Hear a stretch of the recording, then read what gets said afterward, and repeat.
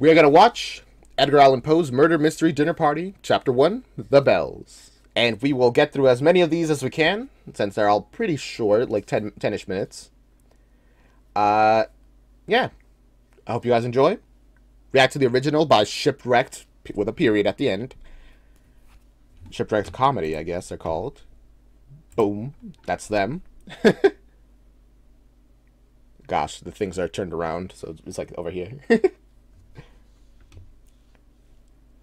How have you been with learning performers' names? It took me ages. It's taken me a while, but I'm getting there eventually. It took a lot of people in chat reminding me, "Hey, this person's name is this person's name is that." I'm like, "Okay, yeah, I got it now, sort of." Okay, let's enjoy this murder mystery, I guess.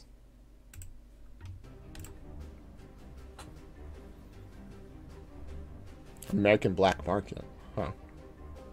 Shipwreck Comedy presents. There's something.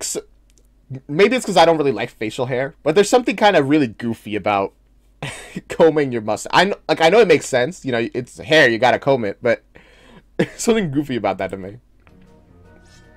Oh.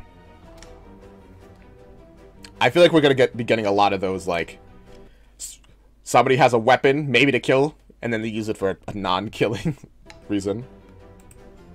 He's still brushing, my goodness. What is that? Louis May. Hey, look at... Got some very familiar faces so far, and a lot of other new ones. Oh. They removed Emily Dickens. Interesting. And there was no face for Emily. Oh, and our titular Edgar Allan Poe. Murder Mystery Dinner Party. Okay. This is an interesting setup. I'm digging it. I'm excited.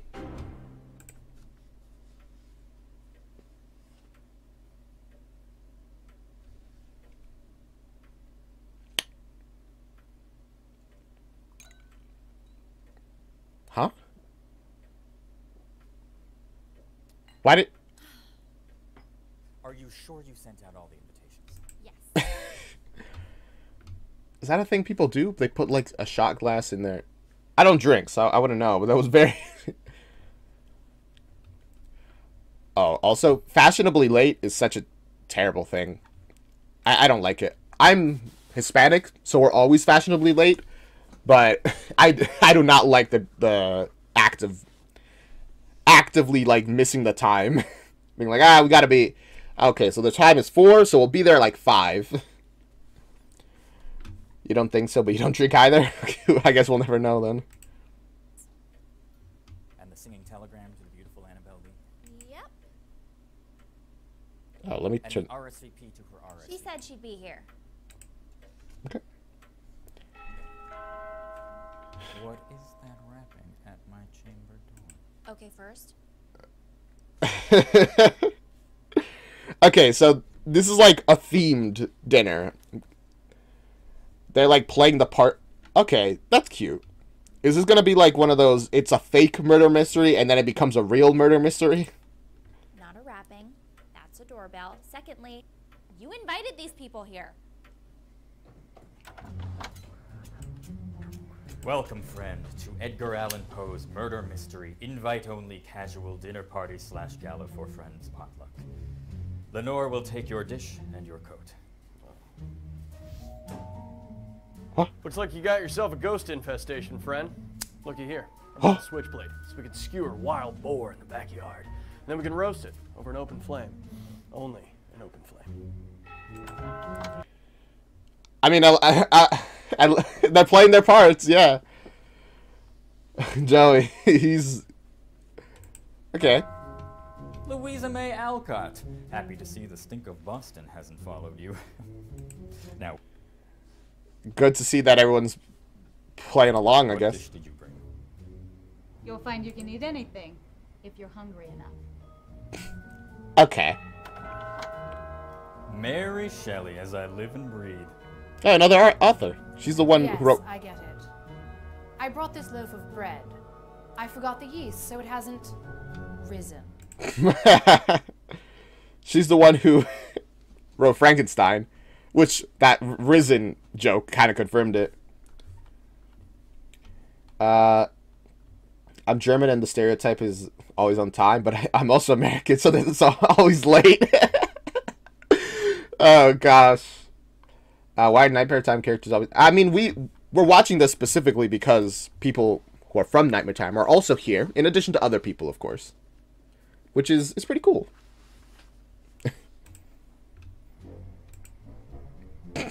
Because of Oh, Mike. yes. Yes, of course. I get it. I got it. The first time. Charlotte Bronte. Here is your character card for the evening. Oh, she sounds poor. Did you write this? Is this going to take very long? Well, now I'm more confused. So who's acting as what? Are they...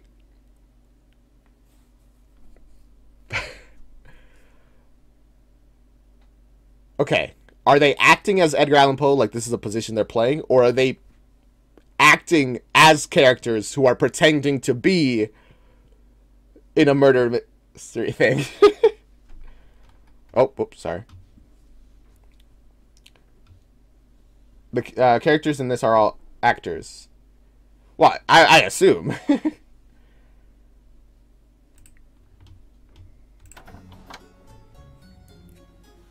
Oh. Oscar, so glad you could come. You're looking very smart. You can never be overdressed or overeducated. And indeed. Hello, H.G. Wells. H for short? H.G. What do we go by? I cooked it myself with my latest contraption. It's an enclosure that bombards the food with electric... A.G. Wells. Who is this person? He sounds familiar. Also, he invented the microwave? magnetic radiation such that the food molecules themselves... They're the authors, but the game is a character dinner. Okay, thank you. I was a little unsure. Actually... Fine, wonderful. Just come in. It's incredibly efficient. It's not a real thing. It's not a real thing. I mean, you just saw it.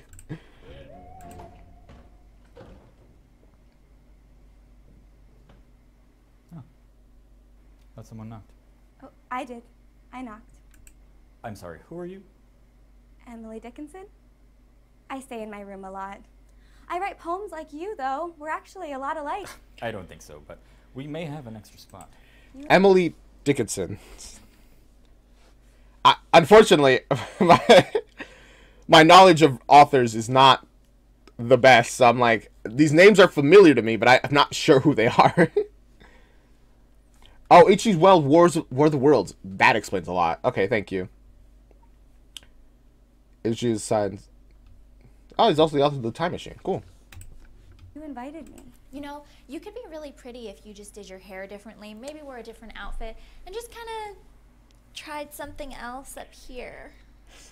No need to be rude, guys. Ah. Marianne, so... Name's Elliot. George Eliot. Likes. Beer. Sporting. Mary Ann came in already playing their character, I guess. Talking about sporting. Dislikes. Being sitting down, tending to the home, not talking about sporting. Marianne, I'm not sure I understand. Seems you have me confused with some sort of damsel. I understand. You're very soft skin. But the name's George Eliot. It's two male names. It's easy to remember. Now. I feel like there's gonna be a lot of like novel references that I just don't get. Show me to the billiard room. I'm getting that they're meant to be actual authors, not... Okay, but I don't know. But I think you're right, that they're the actual authors, and they're going to be having this murder mystery dinner party. Or a voting booth. Hello. I brought vodka. Ah, Theodore, let's go. Welcome to the... Oh. No. A spirit for a spirit.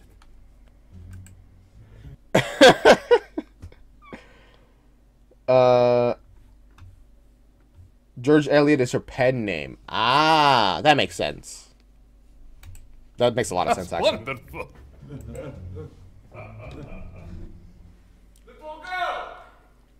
Friends, thank you for being here. We are still waiting on a few guests who are definitely my friends. Definitely. Agatha Christie said she would be running late. Also my dear, dear friend, Annabelle Lee, and her +1. Also Emily Dickinson. Now, tonight will be quite exciting. You were all given a character card with a name and a brief biography. Please study it, for it is to be your identity for the duration of the evening. See, this kind of thing sounds so fun. I would love to be like in one of these kind of things. George Eliot is the author's name Mary Ann used because it was easier for books with male authors to sell, probably. So now she pretends to be him. Fun. Back then, women weren't really allowed to be serious authors. Okay, let's see it. Mine's blank. Ah, yes. You have picked the rare blank character card. Good on you. My card says I'm a duchess. Seeing as how I have absolutely no insight into the mind of a woman, I was wondering if anyone would be willing to trade cards for a male character. Please, no trading. Now, Lenore will bring out... I mean, everyone seems to know that she's actually Mary Ann, so... Fun. the soup. Lenore!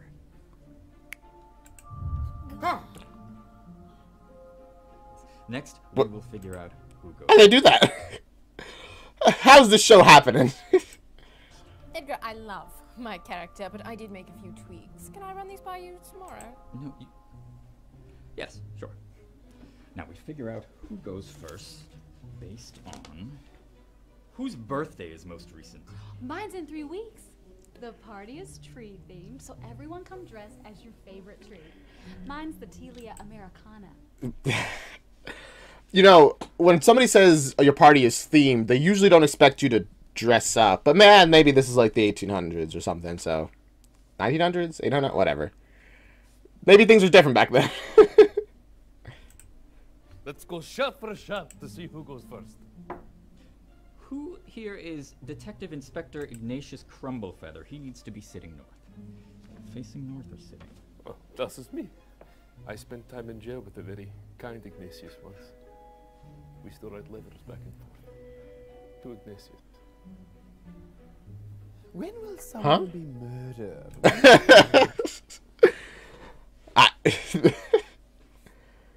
Lenore is a character in one of Edgar's poems. She's a ghost. Oh, so she's just a ghost here, I guess, it seems. I mean, they threw his coat through her, and then people seem to acknowledge her as a spirit, I guess. Does anyone want to trade? Yeah, what do you got? Greek diplomat Winifred Kostelopoulos. It says I only speak Greek. I don't speak Greek. Well, I speak 3 kinds of Greek. Now you're a prominent abolitionist, Flanders Winterbottom. Cheers. Please, no trading. They are all very good. Guys, come on. You know what? To be fair, I mean... No, actually, yeah. No trading. That was the rules. You can't just break the rules immediately. At least kind of try to fit in the vibes. Like, before I said that, oh, it seems like everyone's already, like, in character. But no, they're playing characters. But the characters that they're supposed to be in character as... Guys, come on. You gotta at least work with them a little bit here. Cards. Sorry we're late. Hi, everyone. I'm Annabelle. This is Eddie. He's a banker. Hi, Eddie Dante. Sorry we're delayed. My volunteer ship at the old folks' home ran late, and then on the way over, we ran across a barbershop quartet, and their bass was out with a sore throat. They're establishing that this guy's, like, overly perfect immediately. Cool, cool. I had to... And Edgar seems a little jealous. I don't know. You understand. Yeah. He has perfect pitch. And yet it's imperfection that makes people truly interesting. Please, come this way. Very well, my dear.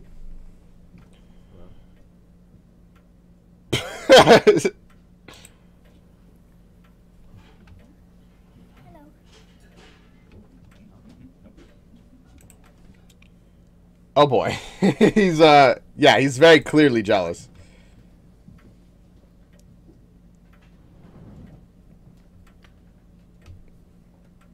My goodness.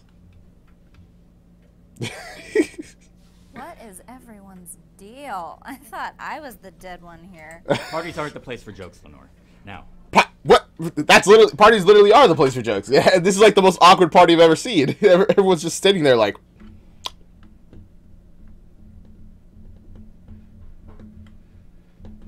See, that was like, what, 5 seconds of silence? And it's like, it's very awkward very fast. Time for everyone's favorite part, the rules. Oh. Once everybody is done with their soup, the lights will go out and someone will die. Our first victim is...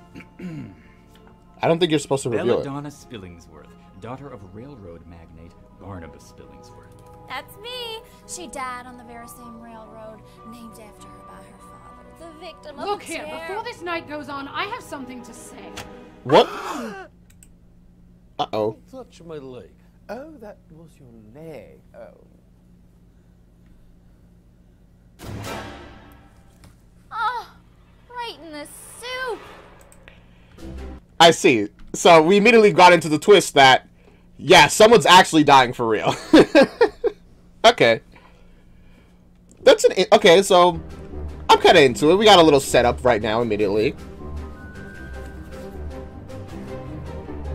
Not much to comment on. It was really mostly set up. We're getting to know everybody. All the characters. What are you laughing about, sir? He's dead. Oh, orangutan? What? What? Oh, okay. Hello there. Hello there. Very interesting start. I'm curious where we're gonna go next with that. The Mask of the Red Death is the name of this episode. Welcome, friends. Interesting. To Edgar Allan Poe's murder mystery. Mask of the Red Death is a poem, which is like about the plague, I'm pretty sure. Where the masked Red Death is a plague that brings throughout like the place. I remember reading The Mask of the Red Death, I think, where there's like this building where each like hall represents like a stage of life, I think. Was that it? Or am I confusing it with another one? I'm probably confusing it with a different poem. Alright. Invite only casual dinner party / gala for friends. Are we gonna have a little Agatha Christie said she would be running look late. back every Now, time? Lenore will bring out the soup. So Agatha Christie, did Edgar Allan Poe like love her? Was he like in love with her, but she didn't like him back, or whatever? I'm assuming. All the titles are taken from Edgar's poems. All right, that makes sense. Is that what the Mask of the Red Death was about, though? Am I crazy? Am I mixing stuff up? Sorry we're late. When will someone be murdered? Look here, before this night goes on, I have something to say. Right in the Oh, we didn't even get what she wanted to say. I completely forgot to mention that. Oop. Oh, we had this little intro at the beginning of every single one. Is it going to change as we lose people? Well, I mean, we might not lose multiple people, but maybe if we do, maybe it'll change. Oscar Wilde, Emily Dickinson. Interesting that they make a note to show Emily Dickinson being removed. I don't know why. Agatha Christie, Annabelle Lee, Lenore, Edgar Allan Poe. Yeah, there's a high society part, and the person in the red mask and robe crashes it, and everyone dies. The red desk is a symbol for tuberculosis. It's about how the wealthy didn't pay attention to the poor dying from TB, but they weren't safe from it either. Yeah, thank you. I think I was thinking about a different poem. The whole the Mask of the Red Death crashing the party does make more sense to me.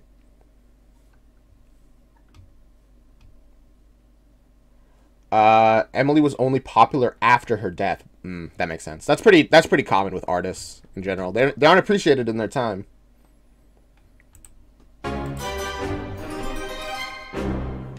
Yay. Eddie? Can someone please get his face out of my soup? I worked really hard on it. Lenore, be just a tiny bit respectful. The man is dead. Well, then again, she's dead, so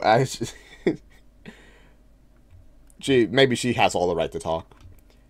They also probably don't think that this is a real death, huh? No, this isn't. Oh, were we supposed to do that as well? H, for God's sakes, have some.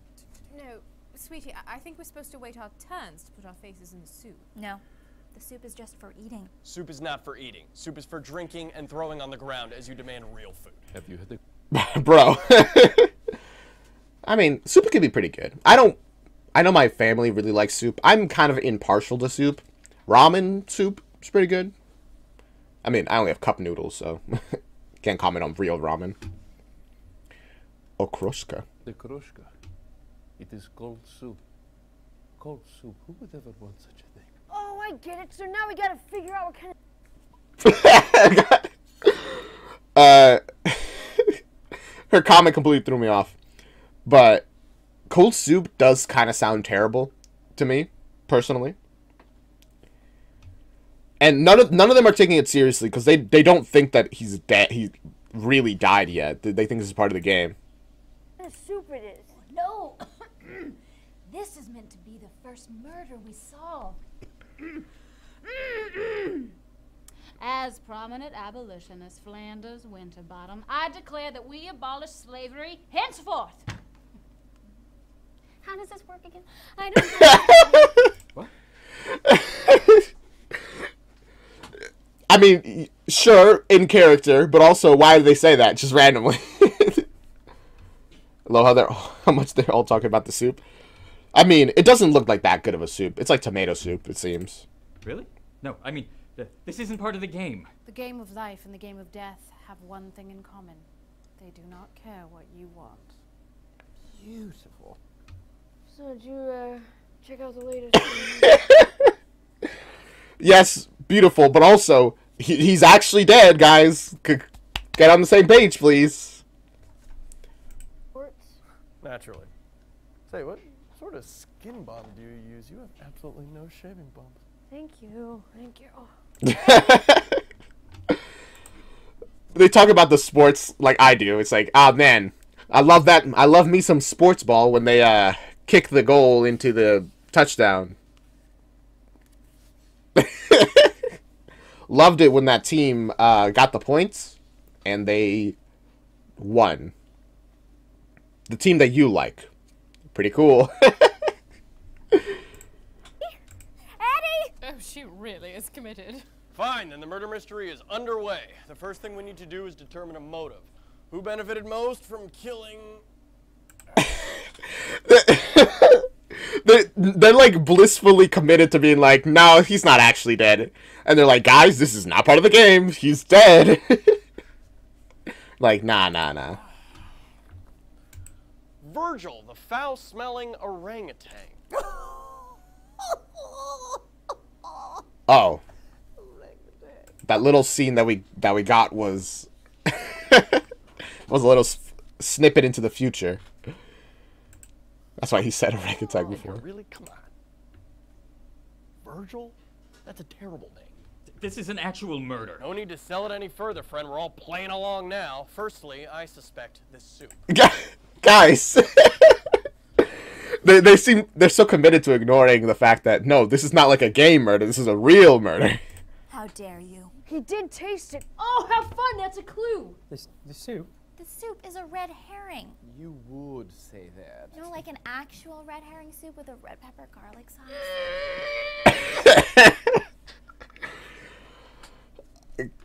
It all comes back to the soup. Here. Please, a grave and sinister act has been committed here this evening. Yeah. Louisa May's dress. Bro. I only intended to have a night of revelry. No need to... So was It rude. was you. You stood to gain the most money from Virgil's death. This isn't the game. And even if it was, you haven't even heard my character yet. I am Western lawman turned Bounty hunter? That does make the most sense. He would have the most money to gain from killing an orangutan.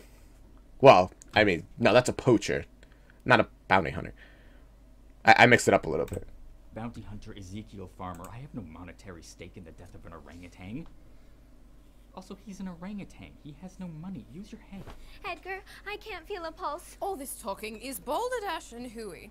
Someone or other at school was always falling ill, so I taught myself CPR. Got top marks, too. Oh, really? Let's see if this old chap has a pulse, shall we? A murder mystery game that turns into a real murder. Oscar Wilde, he's so... he's so hyped for this. Edgar didn't set this up. Maybe. I mean, he's the most suspicious person to kill this guy. Edgar, you've outdone yourself.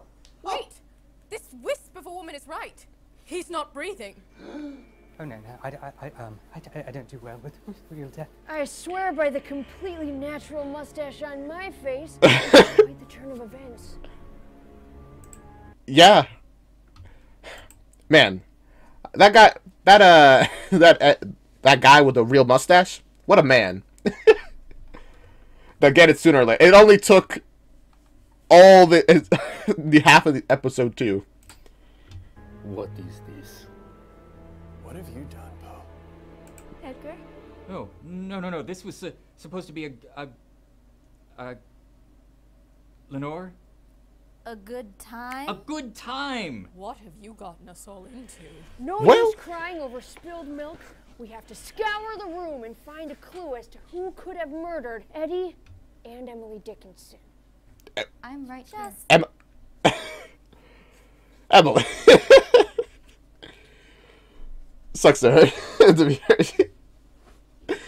Why they're so determined to like ignore Emily? She's like, nope, dead. You're gone. Leave my soup out of it.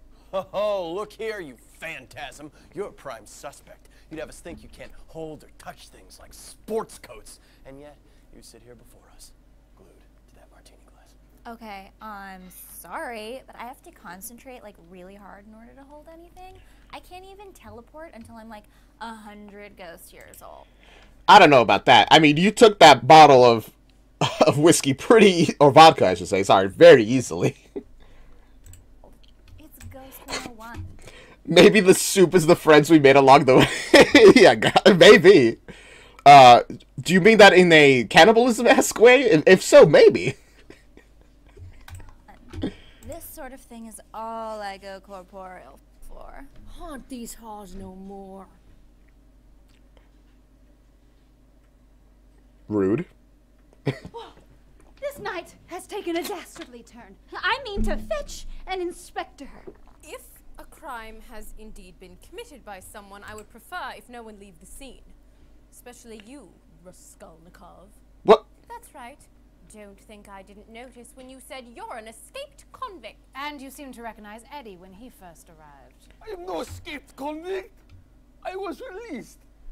And as for Mr. Dantes, God, man, even it's the you were in prison. You are a criminal. I served my time. Criminal. I didn't, but maybe. Yeah, maybe the soup is cannibal. Oh man. And they don't. And if this isn't the time where all these authors would be alive, were they alive around the same time? I don't know. But if it is, there aren't any phones for them to use. So this is a bit rough. How will they find them without leaving the place? yes, I knew him. I have no quarrel with the man. He took me in and gave me shelter after a Siberian prison camp. What tragedy has befallen us all? Man, Evans really was the perfect man. Works at the bank, so he's got money. Does part-time at a place. Helps this guy. My goodness. What a tragic loss to the world. Edgar, you could not compare. You should have died in this place. Such a hard story, but told so beautifully. Well, That's enough for me. Tie him up and then we'll all go get help. No, Charlotte is right. We have no proof that Fyodor had anything to do with this. The murderer may leave and we would never be the wiser. Also, my house hasn't passed an inspection in years and I... Well, I mean, now we know the real reason he doesn't want people there. But, I mean, failing an inspection would be kind of really bad at this point. Probably. But would it be murder bad? For Edgar, maybe.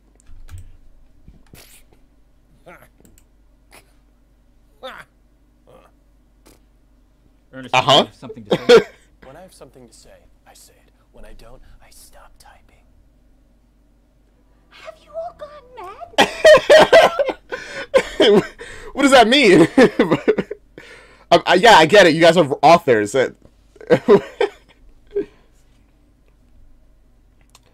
I prefer Edgar being alive, honestly. Who knows? I will agree to disagree. They lived in slightly different times. This kind of get together would be impossible in reality. Well, that's why we have fiction, I guess.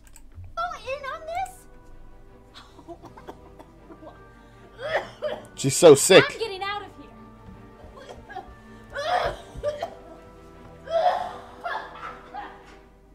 She stopped. She's better now. Oh, never mind. She's sick. Bro, a second death already? Did she die of tuberculosis? Was she poisoned? It was the soup. The soup was actually poisoned. Probably not. Okay. So? Okay. Those like little next scenes without any additional commentary. Kind of funny. Alright. I'm picking up what they're putting down. I'm feeling it. I'm getting with it, I guess. Alright, let's go into episode 3. What's this one named? The Purloined Letter. I do not know about that poem. To be fair, I don't know about a lot of Edgar Allan's poems. I only really know, you know, like the big ones, Quoth the Raven, Mask of the Red Death.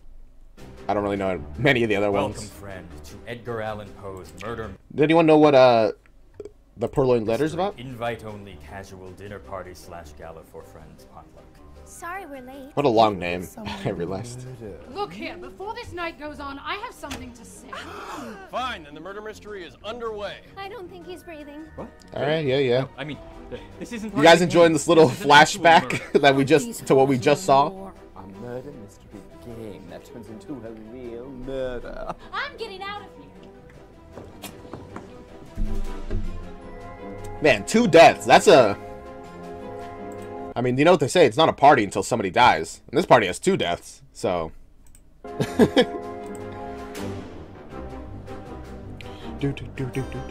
I'm probably gonna start skipping the intro after this one.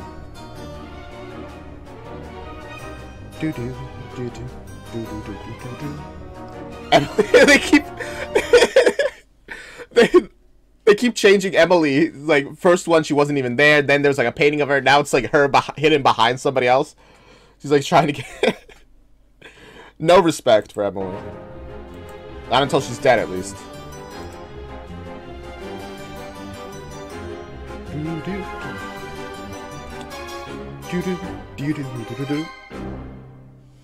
What a fun little intro.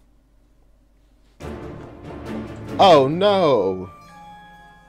Louisa May Alcott, a spinster through and through, has now reached the pinnacle of transcendentalism. May she be at one with the earth, and may she find her peace. I get it. You're authors. The intro gets shorter as people die. Oh, that's fun. I didn't even realize they're like cutting out the people who died. Thank you for telling me. But God, I get it. You guys are authors. You can acknowledge that, oh my God, somebody's dead, instead of being so artistic about it. Well, someone had that ready to go. I'm just really good at eulogies.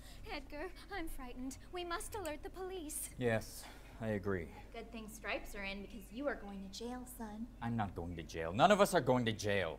Probably. Okay, one of you is probably going to jail. Wait a second. Okay. What's that? What are you doing?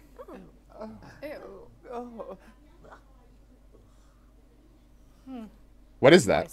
Well, great. You solved it. Look. Solved what? Is that A bell.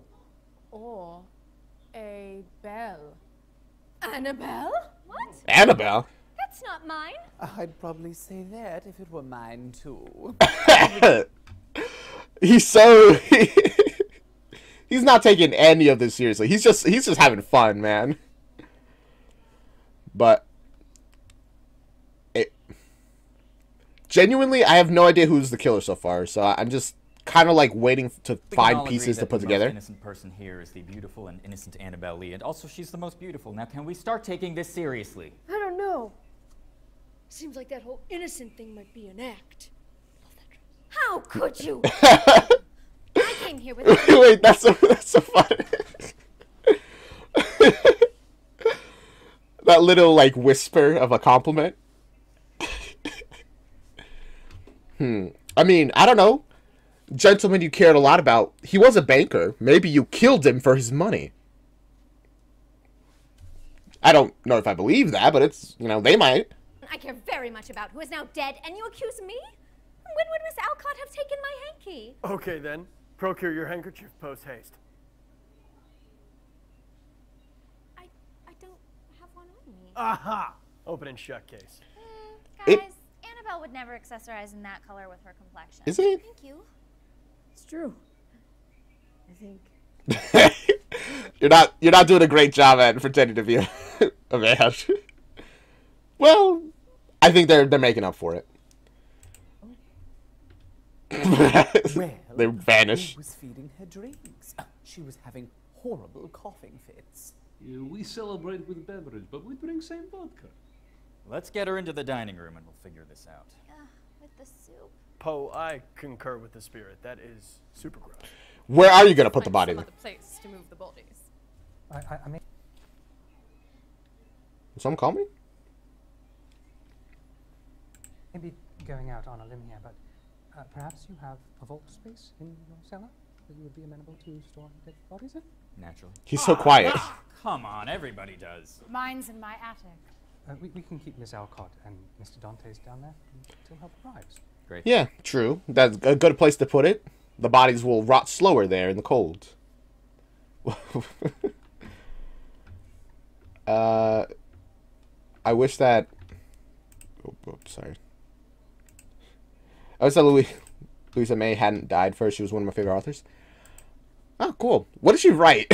I'll be honest. I'm going into this. I'm like with very limited like classical knowledge of. I do a lot of reading, but it's mostly like more modern fantasy stuff, like and like light novels. So. Let's fetch him. Little Woman is one of your favorite books. Interesting. That wasn't here before, right? There's a note. What does it say? Uh-oh. Oh, apple. Good evening, authors. What a lovely party this has been. I hope you left room for the next course, when you all get your just desserts. Tell no one, seek no help, do not under any circumstances leave this abode, or the only thing you will be authoring henceforth is your own death. The killer's Emily. That's my guess. Well, we know who did it. H.G. Wells, you stand accused. This notice of intent is as hacky as anything you've ever spewed forth.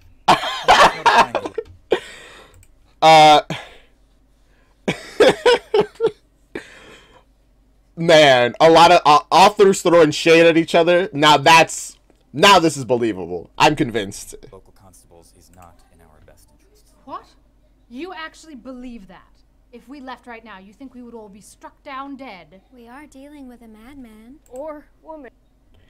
If I had a nickel for every time Joey ate an apple in characters, I'd have 2 nickels. What a weirdly specific thing that, yeah, you're right.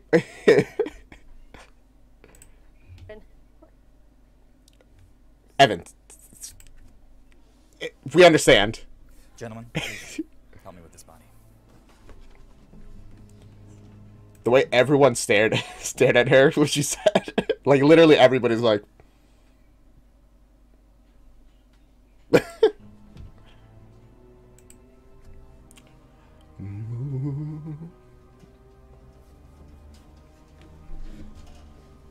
Somebody gonna die down here in the cellar?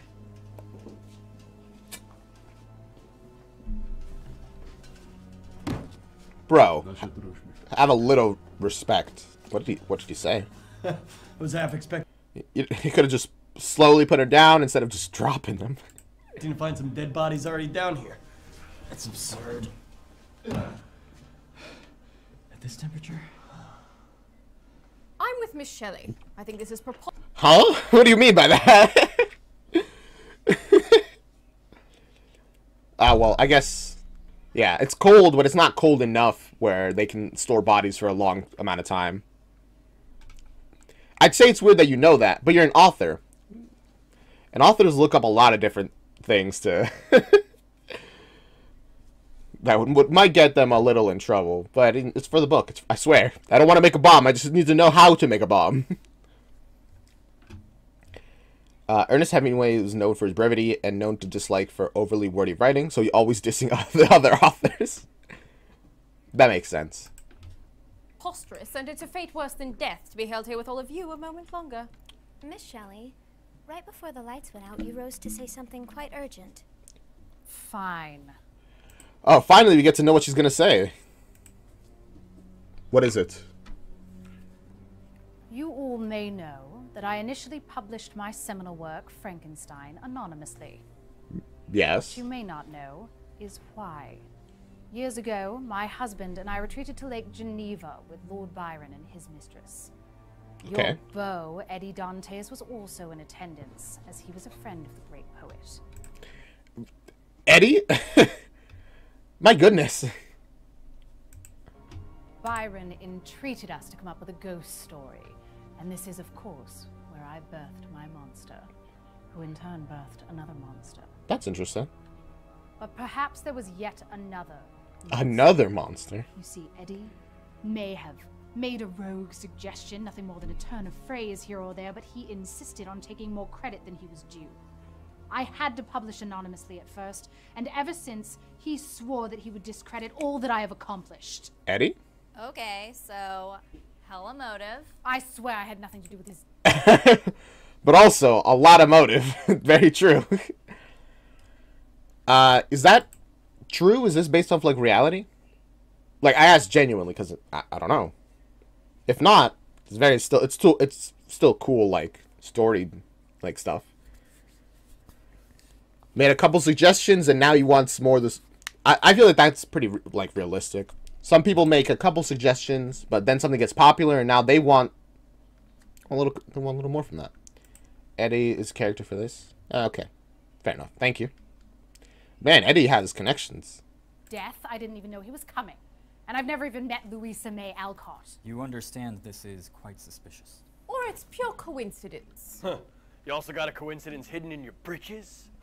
Come on, Sweetie, Hemingway. If I had ever met that hunk of meat, he wouldn't have been Cinderella's +1 tonight. It would have been the ravishing Charlotte Bronte and her handsome lover, Eduardo Dantes. Okay. But man, Eddie seems like the perfect man for everybody. Okay, but why would she admit this if she didn't put suspicions on her? That's kind of why I don't think she's the one who did it. Because either she's a bad liar, or she's telling the truth. Or she's a really good liar, and she's telling this to like put suspicion on her that will eventually be thrown off through really good lies. I just don't know enough about the characters yet to really make a decision on what direction they were more likely to go in. We would be the talk of the town. Please. I'm sorry, what did you say? You said Eduardo. Well, yes. That was his name, wasn't it? I don't believe we ever said his full name. Okay. So?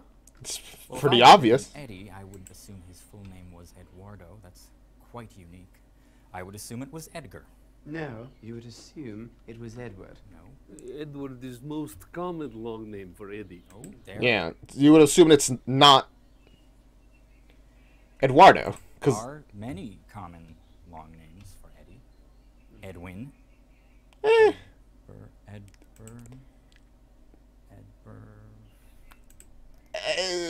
Yeah, good try, Edgar.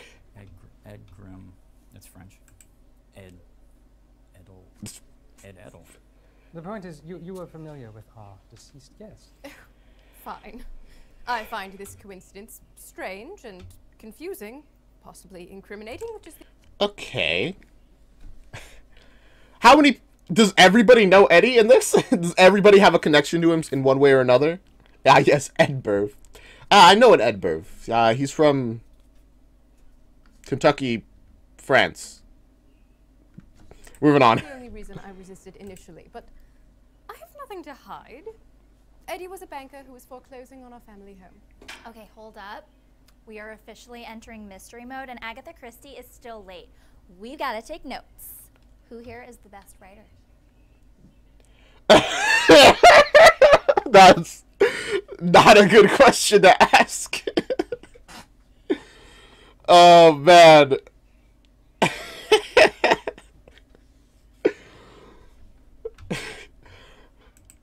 Asking some of... wow. That's a good one. I actually really like that. Because literally everyone's going to be like, me, obviously. Them? These guys are trash. You, goggles. So, did he Everyone's like, oh, he's going to be writing? I should have been writing. But they would have reacted that way no matter who got it. Close? That wasn't going to happen. My siblings and I are also very talented. We would surely have come up with the money to make amends and put an end to this nonsense. Who do you think we are? The Austins? Yes, he was. Who? The Austins? Who's that? Agatha Christie's a murder mystery writer, but she's late, so hopefully she'll come and solve this. Maybe she'll come in and immediately be like, oh, it's... Hear everything, like see the stuff written down and be like, oh, this person's the killer.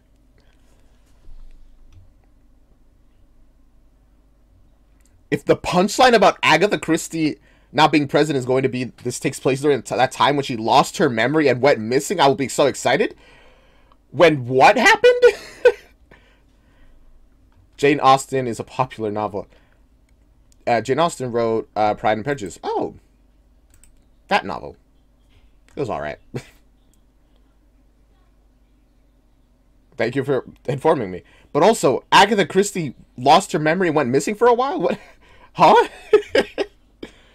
What is this author lore? It wasn't so bad. I met him through my publisher. Though I was worried that he was going to reveal my true identity tonight as a woman. Nizer.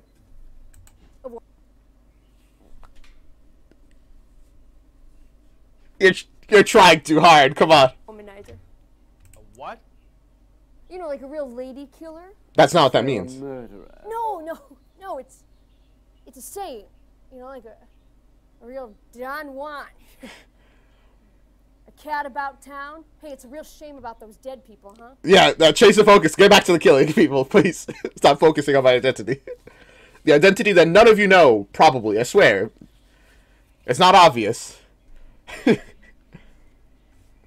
They found her, though. It's considered like an unsolved mystery thing about for why it happened and if she was faking it or not. Wow. Wild. Thank you for telling me about that. Okay, who here didn't know Eddie? Lenscrafters, what's the consensus? Whoa. He put that together fast. Where did you get those pictures? According to my copious notes, probable cause in this double homicide abounds. Who here hated Eddie with the most fervor? Who among us wanted this good man to be out of this world for good? Edgar. Who here had the most to gain from his untimely demise? Yeah. Everyone knows. Between men and women, there is no friendship. There is passion, enmity, worship, love, but no friendship. But well, that's not true. Come on, guys.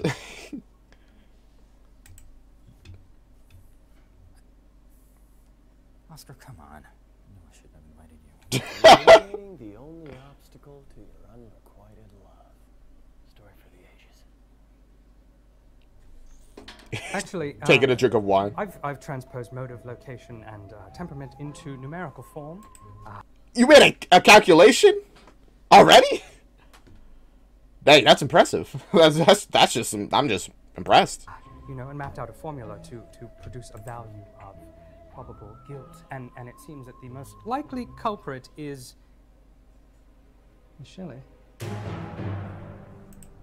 Oh, really? Okay. I mean, there's a reason that we don't really use math in court cases, at least here in the U.S. Mainly because math is not really, people don't really get it too much, and also probability is way more complicated than it sounds. Like that one woman who got arrested and like charged because they did a bunch of math in the court and showed like the probability of finding another person who had her name and her car and like a car in her style was like super small, and it turns out it wasn't her. It was somebody else who had her name and had a really similar car.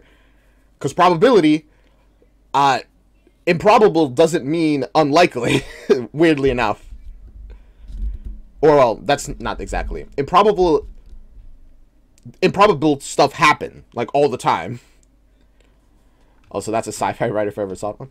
Yeah, I mean, a lot of sci-fi writers, they do look to the future. They have a decent knowledge of trends and technology and stuff, so they're at the head of it.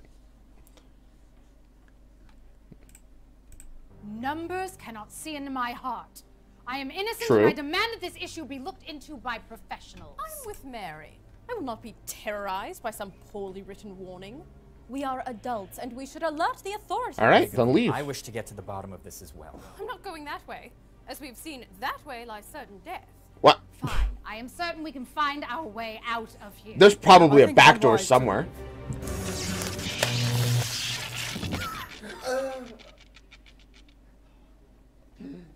She dead? It's alive!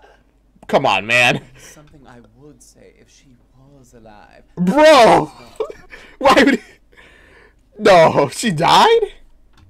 I think what you mean improbable does not mean impossible. Yes, thank you. That makes a lot more sense what I was saying.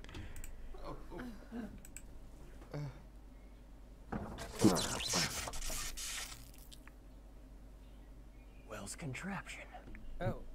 Oh no. I didn't do this. I left that right over there. Well, it's not anymore. Uh-oh. Not Mary Shelley. Ah, it's tragic. Is problematic. Sweetheart, you came to this fool's house for a night of quiet entertainment, and he has endangered you. But I shall get to the bottom of this. Friends, something's afoot. Joey always plays.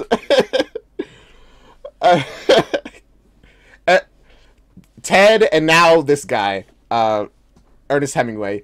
Ted is Joey's always playing somebody who is like a bit of a womanizer. But I suggest we scour the house for clues. I suggest we split up. Literally, that's the worst idea. Who do you think you are? The Scooby Gang? It works out for them because they're... Well, it mostly works out for them for reasons. Alright. This is pretty fun. Did he just eat his... Did he just eat his cigar? Is that what just happened? Joey's voice right there reminded me of Nick Doan from Oregon Trail. Oh, that's fun. Alright, you know, I'm getting into this. This is pretty fun. The episodes are also getting slightly longer as we go. But George Eliot is the womanizer. I know. They can learn a lot from each other. A descent into Maelstrom. Welcome, friend. Edgar Allan Poe's murder mystery, invite-only casual dinner. Again, I don't know these poems, so I can't comment on them really. Does anyone in the chat know? This is an actual murder. I'm getting out of here. Look, Annabelle? What? Tell no one, seek no help, or the only thing you are offering henceforth is... Getting a deep drink of water. Hey, it's a real shame about those dead people, huh? Friends, something's afoot. I suggest we scour the house for clues. I suggest we split up. Love the word maelstrom. Alright. George Eliot, Charlie Burnett, Theodore, H.G. Wells, Oscar Wilde.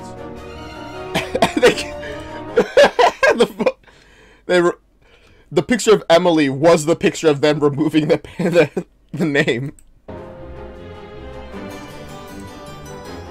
Just because of Emily, this intro is worth watching. Even as it gets shorter and more people die.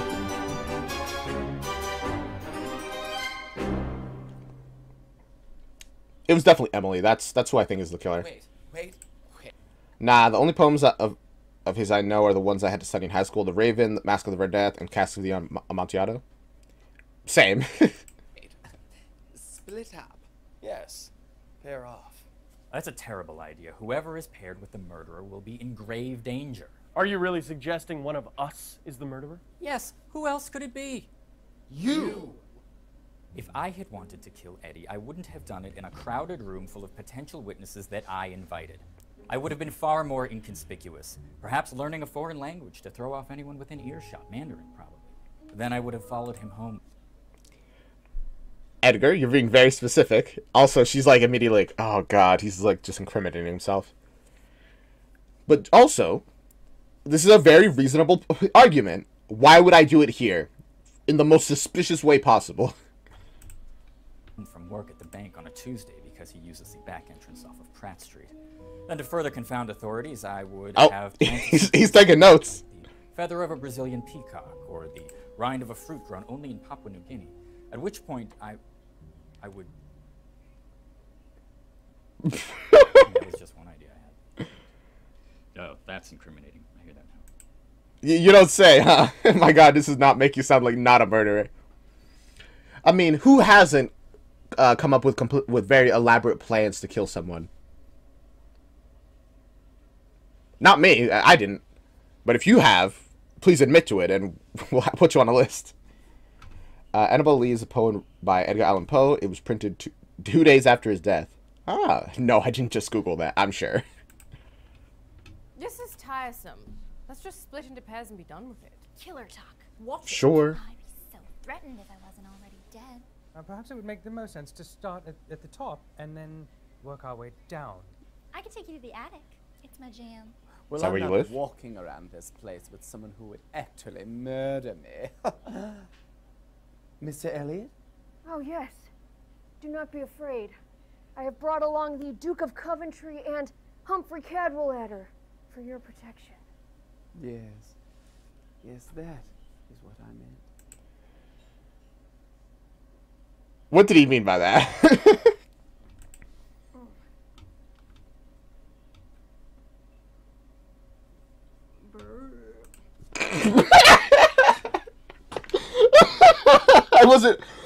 I wasn't sure where we were going with that.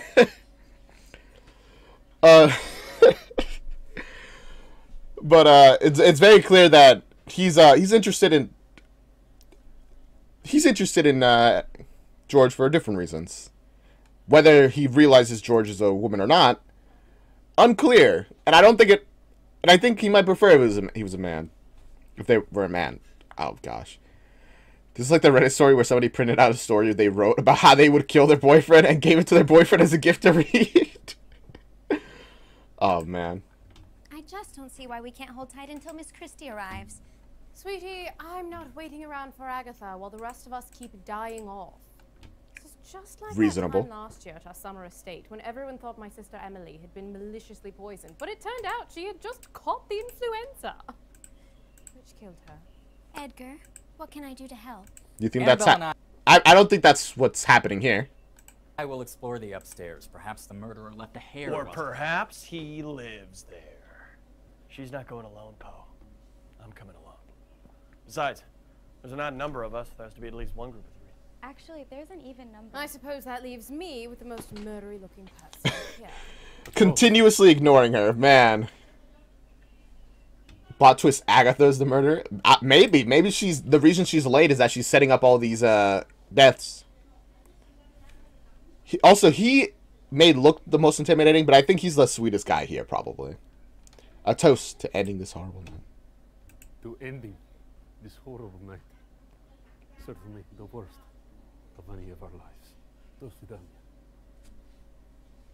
Bottoms up. You have got Sure. to be kidding me. Oscar was famously flamboyant and a homosexual in this life. Oh, okay. That's kind of what I'm thinking.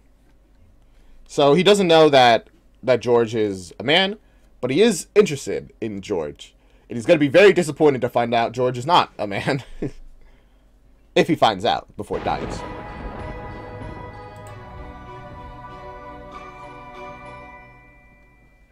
Okay.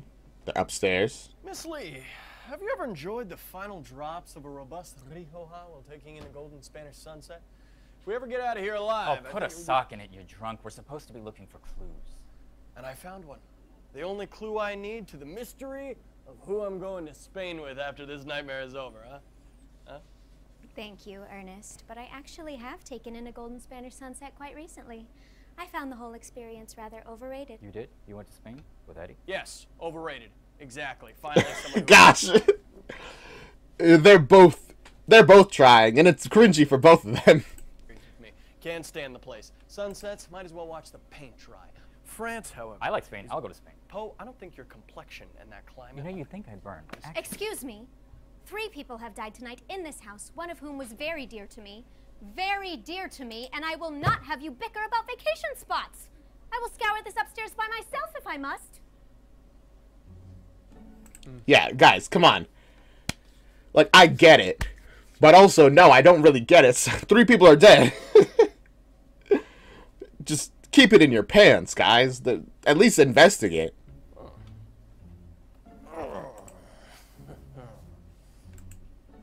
don't smoke and don't litter. What is wrong with you? Hey, give that here. This is an IOU to Eduardo Dantes. Look, what?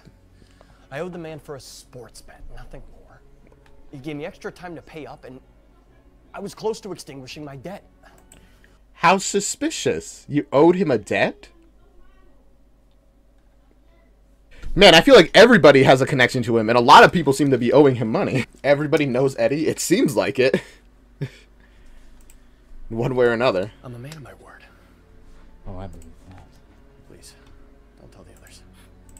That you're a liar and a drunk and a deadbeat? Annabelle was right. Oh, fuck. I'm going to explore the room. Why? You'll never leave me.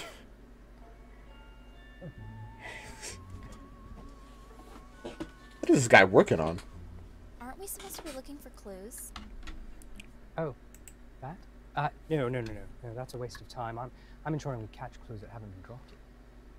I don't follow. I am creating a rudimentary image capture device. I shall call it Chimera. Chimera?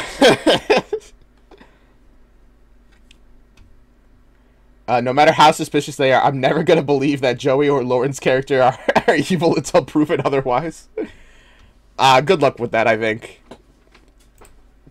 Processing. I'll build these chimeras, and then I'll put together a sort of motion sensor device. That way, when someone moves past the chimera, it will activate, revealing the killer.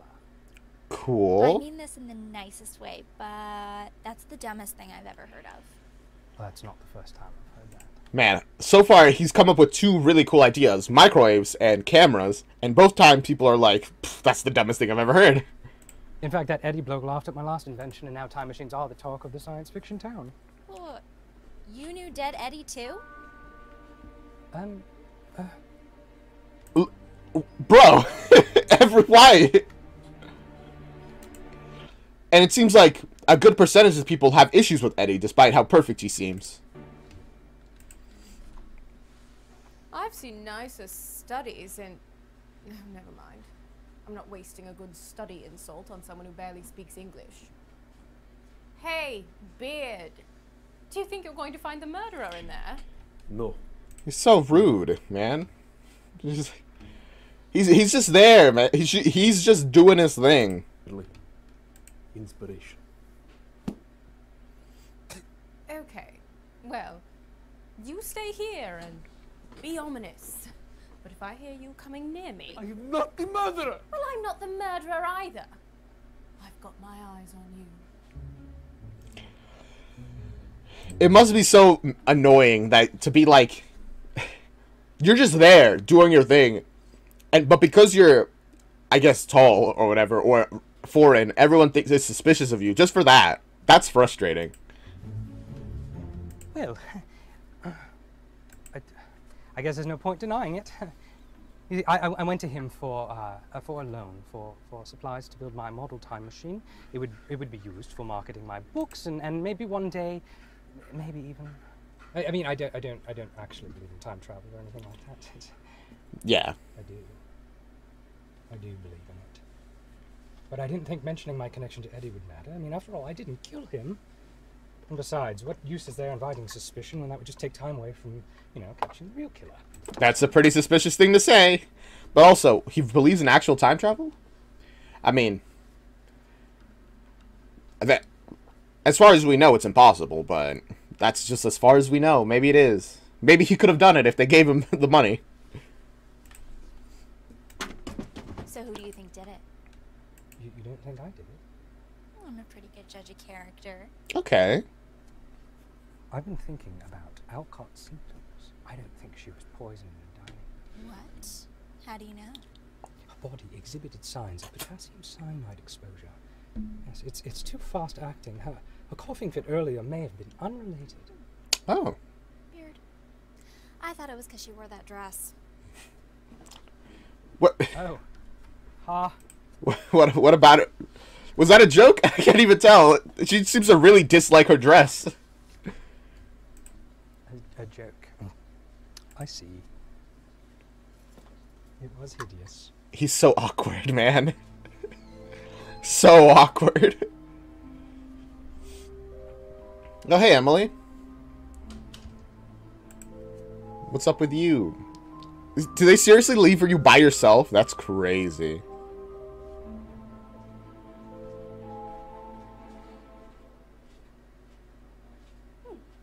Soup is pretty good.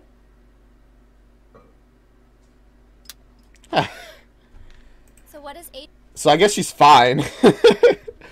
For a second, I kind of thought she was going to die from the soup. But, I don't know. They're really just leaving her alone. They're, like, determined to ignore her, no matter how dangerous that might be. At this point, I wouldn't blame Emily if she was the killer. Same, honestly. They're just letting her set up stuff to kill them. G stand for? Oh, I couldn't possibly tell you.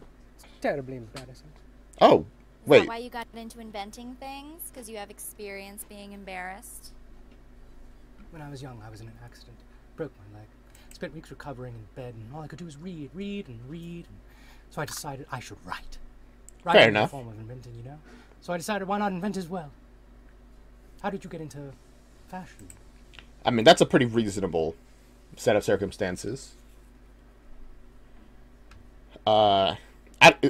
Again, I don't know what's fiction and what's like based off reality, because I'm sure they're probably like combining them very smoothly together. Well, my mother told me I came out of the womb crying and wouldn't stop until someone wrapped me in an organza swaddle. So... Long time then. I'm not old though. I like literally just died not that long ago. How long ago? How did you move on to the other side? If you don't mind me asking. Ah, they're bonding. How sweet. You know what? I'm happy for them. Well, it was my wedding day. I was getting married to the love of my life, Guy de Vere. That week. Love of my life that week. What do you mean by that? Do you have a lot of different loves of your life? What are you even doing here? It is such bad luck to see the bride before the wedding. I just couldn't wait. Lenore, you're burning up. I must fetch you a physician. I think I ate a bad batch of ribs at the bachelorette party. Did she die of, like, influenza as well? Or tuberculosis? Something? For her. Kurt. The fair and debonair. That now so lowly lies. Oh, Jesus. She's dying of sickness. Upon her hair. Death upon her eyes. It's Kurt. At least this dress is fab. Her final words. At least this dress is. You know what? Fair enough. If you're gonna die, you might. I would hope to at least look good being dead. Mystery illness happens all the time, even to us hot people. Oh. My family hired a really good psychic named Krishanti, and So they don't even know what killed her. she brought me back. I guess I owe her my afterlife. I'm sorry. You know what? I'm so glad they mentioned that, because I was actually wondering why doesn't everybody else just come back as a ghost? You know, there's already one ghost here. It's not like it would be that weird if everyone else also came back to life as a spirit. And it doesn't seem many of them would actually be able, at least the ones so far, would really be able to figure out who killed them. They just know that something killed me. I don't even know what. That's what I'm thinking, at least. But now they explained why not. It's because it's I guess they use a psychic to bring back. Fiancé at all? No, actually, he died too, shortly after me. Killed himself. Oof. Because of... Yeah, because of me. God, lame. That's... If he had just waited a hot sec, I would have come back to haunt him, and it would have been a maze.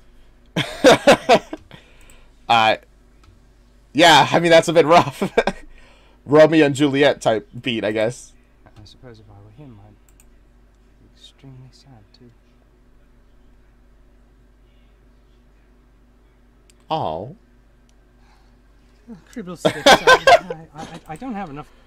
Oh, they had like a little moment of like, oh. That's sweet. I like these two. I hope nothing terrible happens to them. Why? I'll go get more. Thank you. So Frankenstein is not the name of the monster. Nope, he's just the doctor. Have you not read the book? What's the name of the monster? I was pretty sure it was Karen. I had a cousin named Karen. She was rude. Are they in the cellar right now?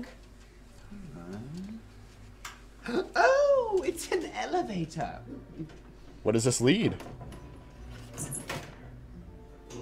Oh. As, wait, do they even press the key? Ah, how convenient. This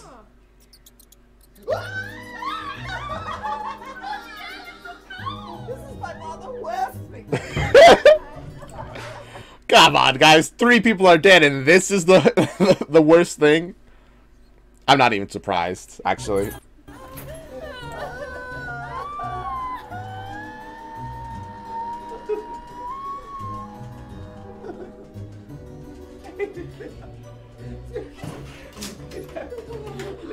Oh, Jesus. Ravens. Do you hear that? Oh, isn't this a portending portal? I think they're called doors, Oscar.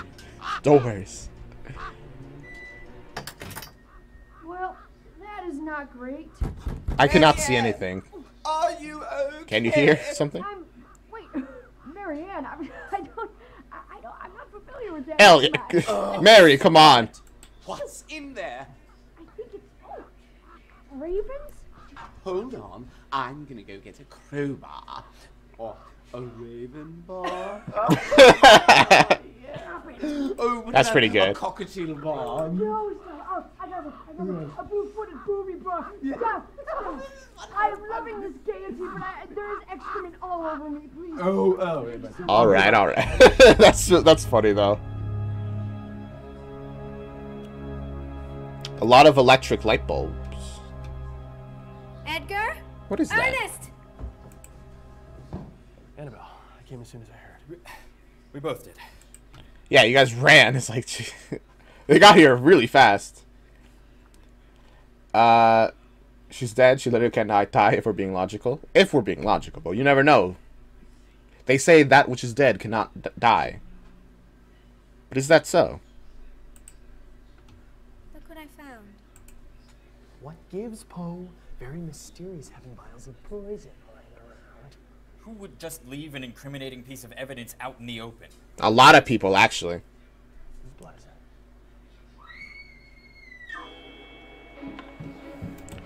All right, what happened? Wait, don't just leave it there. Guys. Charlotte, what is it? No. He's dead. I forgot his name. Pascal. Russian man. No. I wonder what it's like to wear pants. Okay.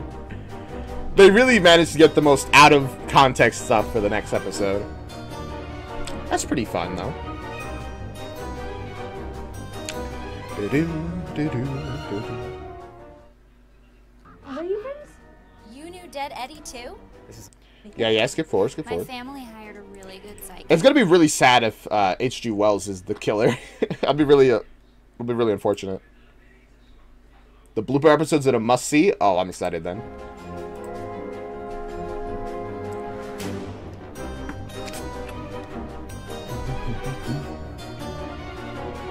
What's Emily gonna look like? It's the door. They're choosing everything except Emily, like herself.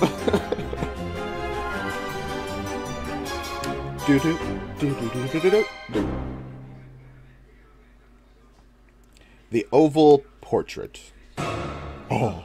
Guys, we really need to get a handle on this situation. You don't say. Why would you hire a cleaning lady?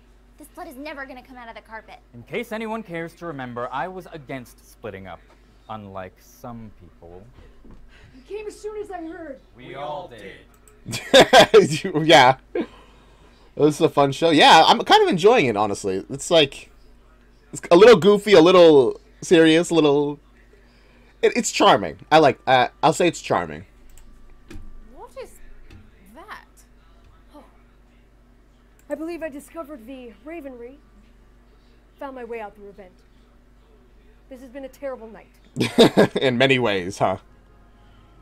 According to the evidence at hand, and based on the hypothesis that no one else is in the house other than the guests invited to Edgar's dinner party, you, Charlotte, are the primary suspect in this particular murder. True. You guys did separate into pairs, and if you were the only one here, it would have to be you. Assuming, It is evident by your sole witness you know, that no one else is here. of the crime and your geographic location in relation to the crime scene. Charlotte, no one is accusing you. No, I am. Why'd he fall? I definitely am.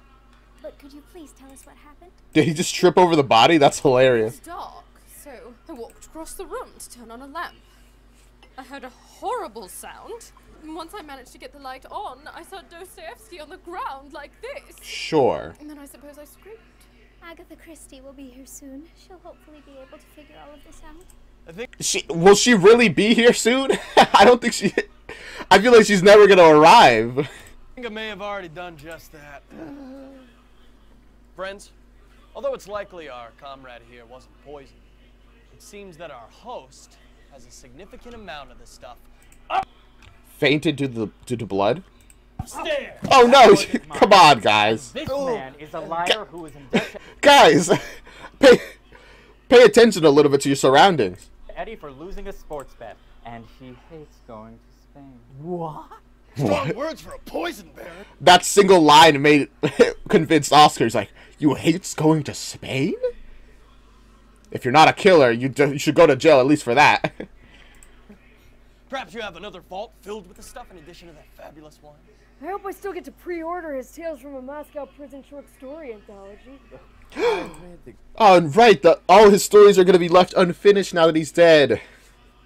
That's a real tragedy. Imagine being one of their. Imagine being in this alternate universe where they're all living around the same time, and you're one of the readers, and now he's dead, and he won't finish his book. What the heck? Bring him back to life. Hire the psychic that brought back, what's her face, and bring them back. We need to finish those books. The galley. It's a real hatchet job. Guys, Oscar, come on. You're looking awfully suspect. Take it easy with all the jokes. You think this is easy? What was that about? Sorry, I forgot about him, and then I looked over there. Someone Is that what happens every time they look at it? That startled me. The camera turned over and it was like, and the sound. Spain isn't that bad. At least it's not Clivesdale. Listen, pretty much every place is better than Clivesdale. It's Clivesdale. They're the chemist. The chemist.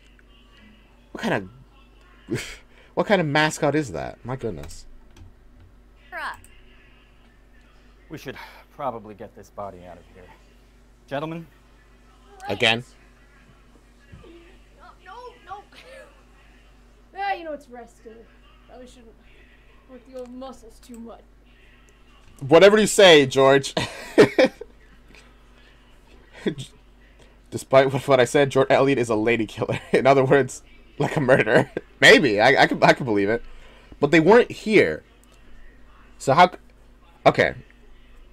I'm pretty confident at this point that there's like an additional person. Because all the setups to kill people happen... I feel like it can't be them. Unless we're getting very selectively cut scenes where we don't see certain things. I just don't know. I think it's Agatha. I think Agatha is the killer.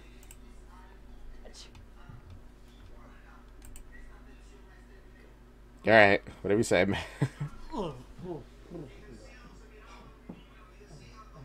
You guys gonna do stuff now? Yeah, whatever you say, Ted. Why would I kill him when I was the... Not Ted. Hemingway. He's just Ted a lot in my head. Only one with him. It's far too incriminating. I don't know. Maybe he made a snide remark about your dress. I, however, think it's lovely. He's trying really hard. But also, I mean, again, that's the same logic Edgar used to defend himself. It's like, why would I invite all these people and then kill somebody here when that's like the most incriminating way to do it?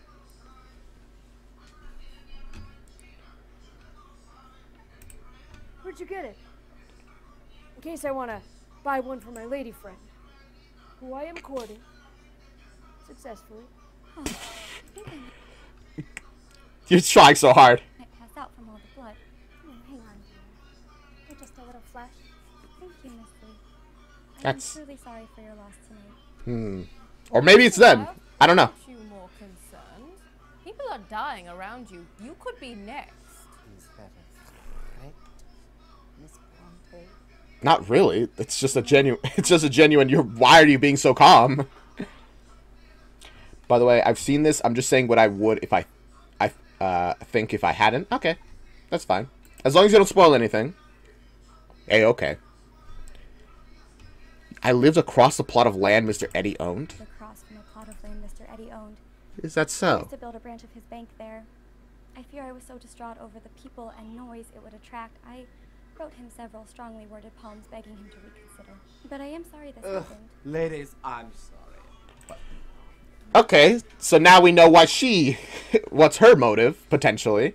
Everyone literally has a motive.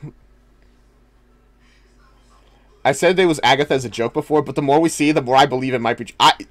You said it as a joke, but it really like stuck in my brain. I'm like, maybe that is the case of what's happening here. This is my most foppish shirt, and I must attend to it immediately in the bathroom. Luckily, I always have a change of clothes for every occasion. Cool. Good for you. You never know where you're going to end up in the morning. Why? I could stand to use the little boy's room and take off some of this bird poo. Oh. I'll show you to the washroom. Lenore, Emily, watch Miss Bronte. So, who does your hair? Works with ectoplasm. I can't even with... Just trying to make conversation. He only works with ectoplasm? Is there like a whole spirit, you know, business for doing clothes and hair? Also, this is her wedding dress. Man, good thing that she died in like a nice nice clothing. She can keep that in the afterlife. You're gonna have a trove. Also, saying you can't look at her, that's kind of a problem. You're supposed to be keep your eyes on her, you know? Celebrated authors down here soon if we don't nab the culprit. True.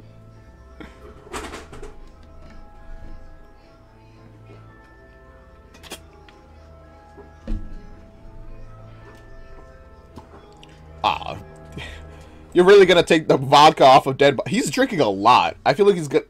At this point, he has to be like completely wasted, you know? Or maybe he just handles his alcohol really, really, really, really well.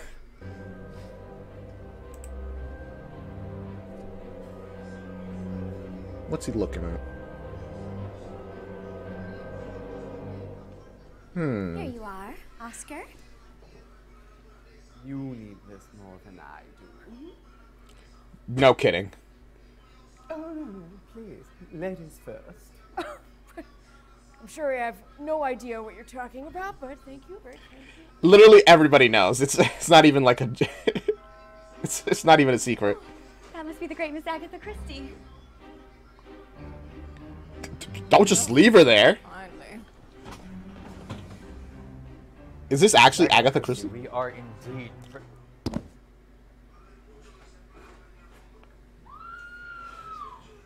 Oh, of course.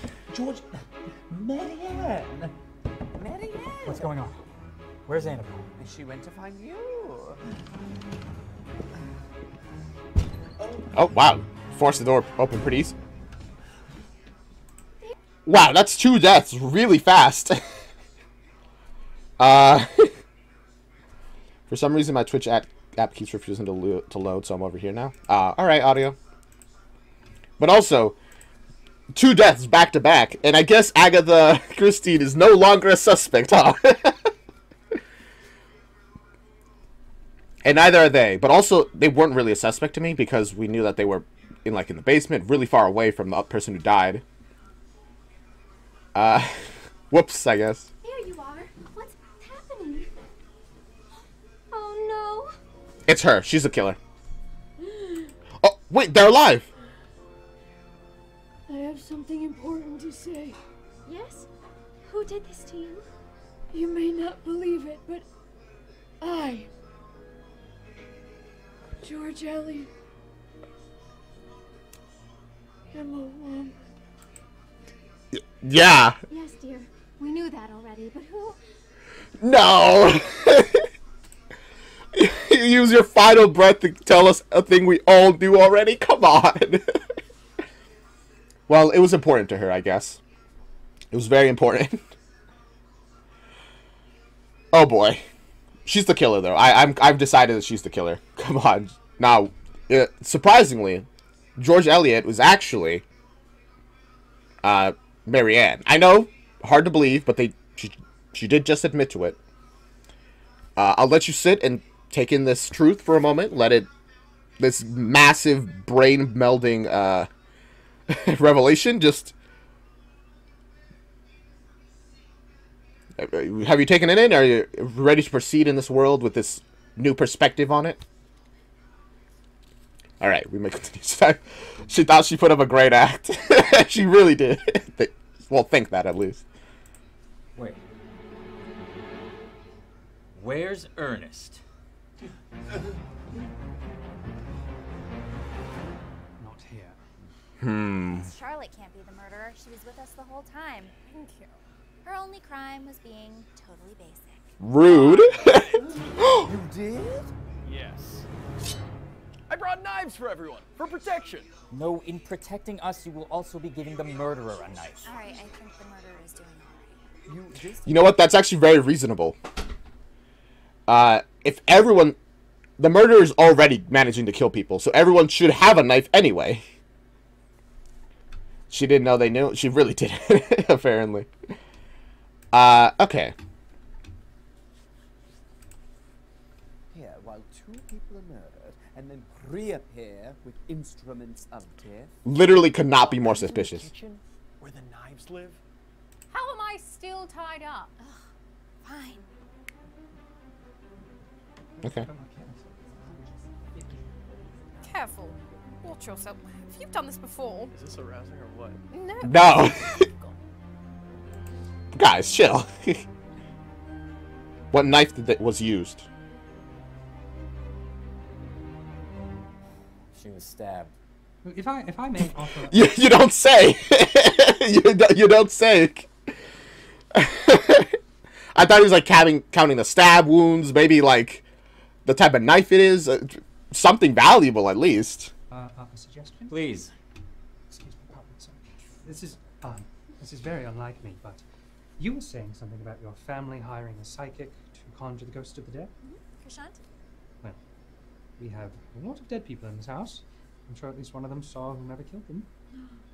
Is the good professor suggesting we have a seance? Oh boy, we'll see how this goes. Really does have a typecast.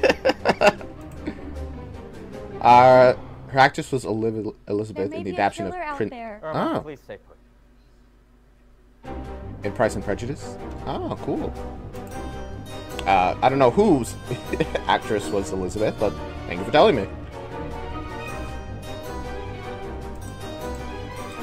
Alright, we're getting into some more spooky, scary stuff. Seances. Spirits of the dead. Let's go.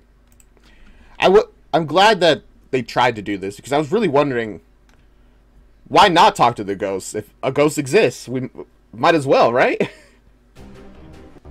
Welcome, friend, to Edgar Allan Poe's Murder Mystery. Spirits of the Dead. Is that another poem of them of Edgar's? Or I was told that they're all poems, but Spirit of the Dead seems like just a very descriptive line. Invite only casual dinner party / gala for friends. You, Charlotte, are the primary suspect in this particular murder.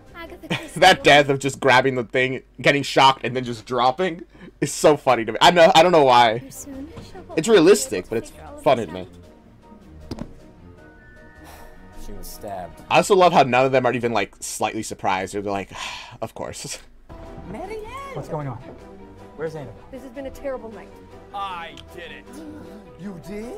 But yeah, I think it's Annabelle who's the killer. I brought knives for everyone. Is the good professor suggesting we have a seance?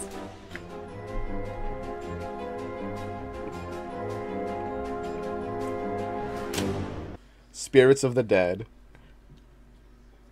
She should be here soon, guys. How do you know this conjurer? She's the one who summoned me. So good with dead people. Again, do not tell her about the murders. She must know nothing. Why? Don't tell the psychic ghost summoner about all the dead people. She's here. Okay, so how did Lenore contact her through like some like spiritual way, and she can't do that for the police? I'm guessing because, how could she? Calm down, Edgar. This will all be sorted out soon. I just wanted to have a nice dinner. Gathering the most brilliant minds in literature. Something was bound to happen. Honestly, true. Even if there wasn't an actual murder, some of these authors did not like. They were friends, but they're all such different authors. Eventually, somebody would have talked about how the X book is terrible that this one author made, and things would have went so off the rails immediately. Thank you, Oscar, for the implication that I'm a brilliant literary mind. Oh, yeah. Oscar Wilde. And you are? I'm Emily. I've been here all night.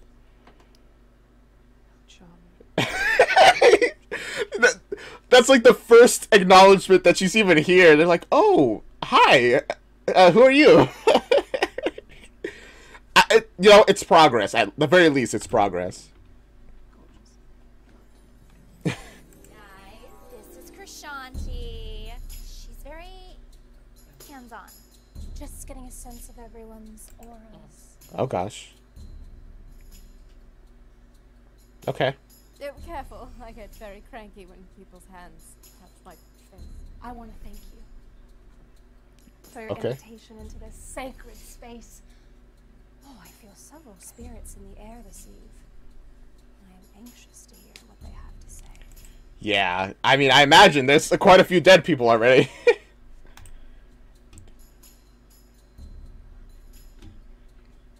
Thank you.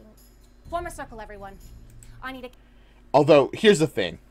My question is, how useful is this going to actually be? Because I feel like no one really saw who killed them, you know?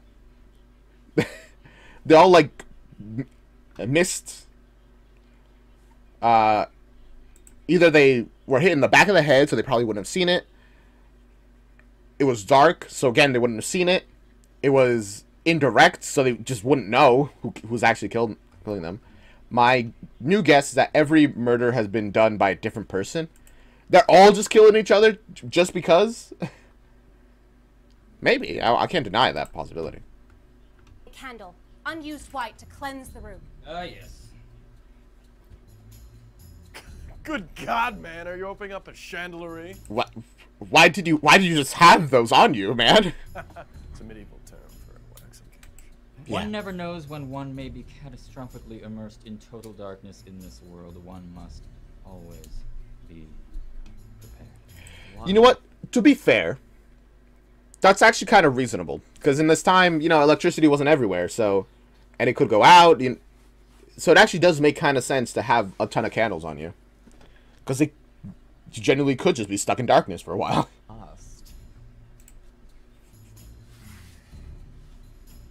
Alright. Spirits of the realm! Oh. Hear me. Jeez. I am the Mother Goddess, Krishanti Ravenwolf. Answer our call. Krishanti Ravenwolf. I'm sorry.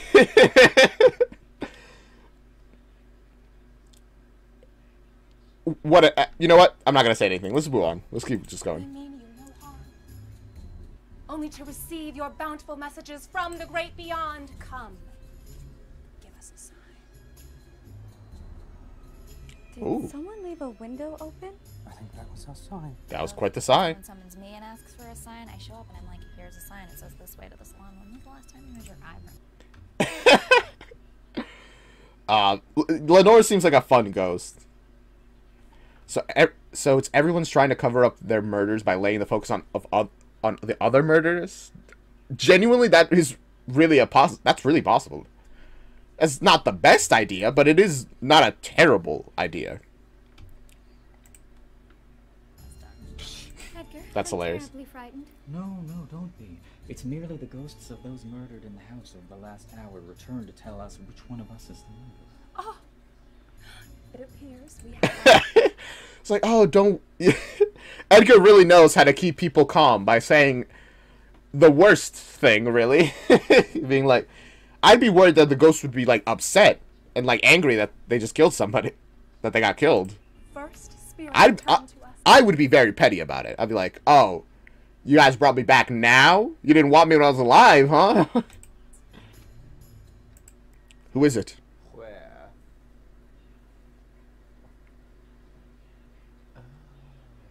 I'm not a ghost. Oh. I'm a live person. Ah, here another.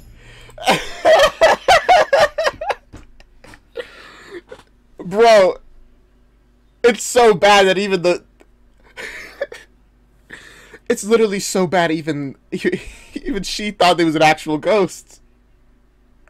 That's rough, man. Permission from another realm, speak your name!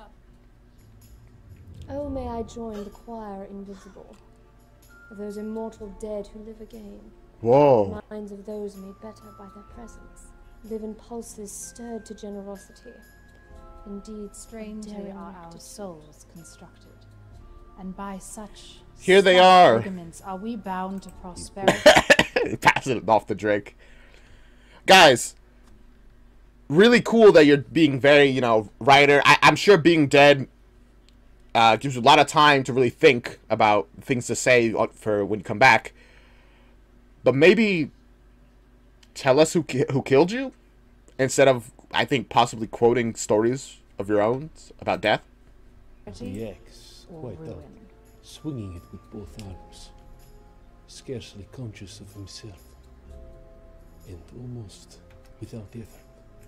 almost mechanically, brought the blunt side down on her head. Yeah. Yes. We understand. You are all very... They're very verbose, talking about their stories. It seems they're quoting it. So it's either that theory about them, you know, or they all just want to really kill each other, and they're taking the opportunity. I could see that. I've heard a lot of authors did not get along, although a lot of them were also friends anyways, despite not getting along. They specifically didn't get along about their stories, but they would, like, be friends in general, besides that. verbose. Now get to the point. This is what... Yeah. This is why Hemingway despises writers. As mentioned in the chat, he is a lot more straight to the forward and to the point.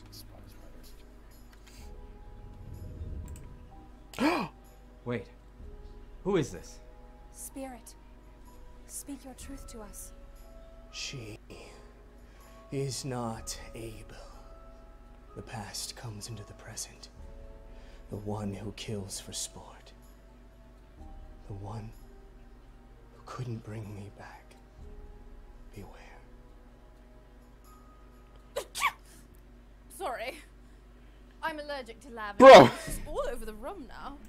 Wait, what does any of that mean? Sage, then. Perhaps to continue the seance, I will go get some. She's about to get murdered. I'm going with her. Please don't leave her We alone. really should stay together. She can't go alone. There may be a killer out there. Irma, please stay put. No, you know, I'm standing up for myself. Ah.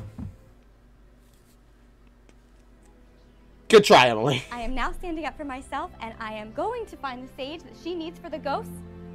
I am not nobody. Who was that? So who's with me in saying that Dostoevsky is rocking the dead vibe? Honestly, of the three of them, Dostoevsky definitely was the most chill. She stood up for herself for a bit and then fell. Am I right? I thought he looked stupid. You're just jealous. One who kills for sport. I got it. Isn't that you? Kipling. Rudyard Kipling. It's him. Can't believe it. Huh? Who? What are you even saying?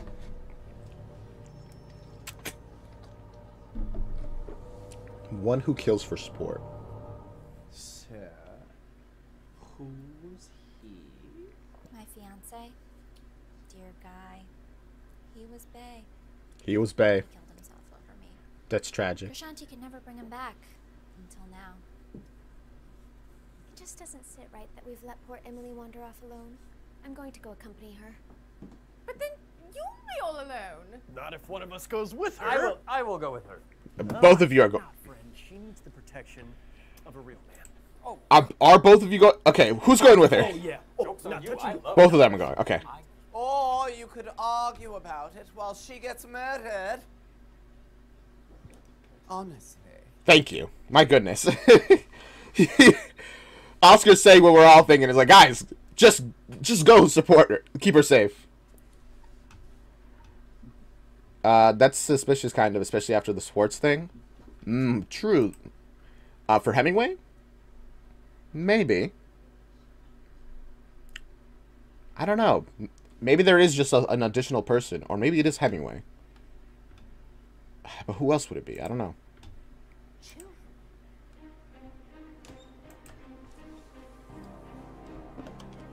What are you doing? You know, I shouldn't mind my own business. But it's so boring compared to other people's. You know what? Reasonable. One look at her, he's like, I don't want to stay in a room with you. You're gonna really leave her to be killed in the same room that Dostoevsky was killed in? Come on, guys. I'm not going to wait here for you. Do you hear me? Do you hear me? No! They left him alone! Oh, dear. That's terrible. He even knows. He's like, oh gosh. Hello, yes. I was hired tonight for a dinner party. seance. I think I may have uncovered the identity of a murderer in the process. The killer is here, in the house. Wait. Oh gosh.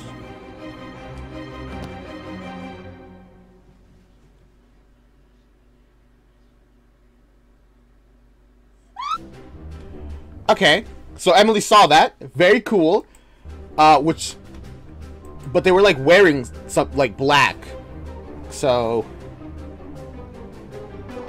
maybe they are. Edgar, do you even have a phone number? Yes, I got one of the first ones in the country. How interesting. But that was, everybody was together, so either it's Hemingway or it's none of them. That's pretty much all I'm seeing. All right, let us see where things go. Don't faint. It's that hippie witch.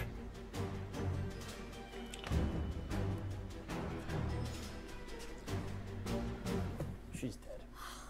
Okay. Everyone, look around for clues. It has to be. There has to be another person. That's none of them. Weapon, anything. I'm taking a page out of your book, Ernie. Careful, you won't have many pages left. Hey. All right. Ah, good try. Where's Emily? Who? Emily Dickinson. Is that a cat? Do you have a cat? She was just in the room with us. Oh, is this it? Guys, come on. Oh, Emily! Oh, no, that's a different. Yeah. Literally, no one knows that. Guys, come on. I'll fetch her things. I'll come with you. We'll follow forthwith. We are becoming adept at this murder game, are we not? I mean, I'd hope so. Yes, indeed. Oh boy, another body for the cellar. You don't even have a phone number. Yes, I do. It's 555. That's not enough numbers Is, for a phone how many number. numbers are in your phone number? What's No, that? you Number don't with have all it. She's dead. Again. Did you see anything? Guys, come on. Literally, just let her get murdered. The one person who probably could have helped because she saw something. Crushed by the feather of loneliness. Emily. What, we leave for 1 second and a dead person gets re-murdered? Okay, we all left the study. Any one of us could have killed Miss Crescenti or Miss Dickinson. If I had to guess, Emily witnessed Crescenti's murder when she came to accompany her. Yeah, but who here had the motive to kill the Jingle Jangle Witch? Lenore, you have weird ghost powers, and she could never bring back your boyfriend. That's Fiancé. balderdash. I am the one who suggested seancing. But also, it's Boulder Dash because, guys, he was like with you. Seancing isn't a word. I suppose I had motive because Crescenti is responsible for bringing Lenore back to life and foisting her upon me. Very funny joke, but also not the time, guys. Edgar, come on. Yes, no joking around. Whatevs, Grim Reaper. You die of loneliness without me anyway. Oscar, what is it you just said about loneliness? This reminds me of a Clue movie. I mean, essentially that's what this is. This is Clue, the movie. Guys, I just said that Emily was crushed by the feather of loneliness. Oh. Ha ha. It was quite amusing. You do hit them on the head occasionally, chap. Guys, come on. Emily was crushed as if... Guys, you're being... I know it's not the first death, or even the fourth death, but is it the fourth death? How many deaths have there been? But keep it a little serious. By loneliness. I have an idea. To the washer. The frame. Let's all turn it around. I'll get it. Yeah.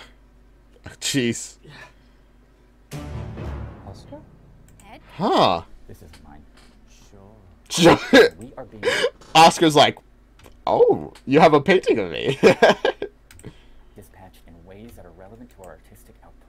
Think about it. Miss Alcott with the scarlet fever, Miss Shelley with the electricity, Dostoevsky with the axe, Miss Christie with the Indian blade. Oh yeah, and George Eliot was killed by a portrait of Oscar Wilde, just like that famous poem she wrote. What? Is there a poem? I think the killer intended to kill Oscar, but somehow things got mixed up. Oscar did suggest George go into the bathroom first. She was covered in birdie bits. I was being a gentleman. Also, that picture is wrong. Look, my nose, my face, my back. It's all off. No, we... Well, doesn't every murderer have a motive to kill Chrysanthi? I mean, yeah, if she can talk to the dead, eventually they'll manage to finagle the truth out of the ghosts, despite how obtuse they're being. So a specific person doesn't really need a motive. We mustn't jump to conclusions. It is possible that Oscar is the murderer, but it's also possible that he was the intended victim. And the killer messed up. Either way, Oscar must be protected and isolated. Why?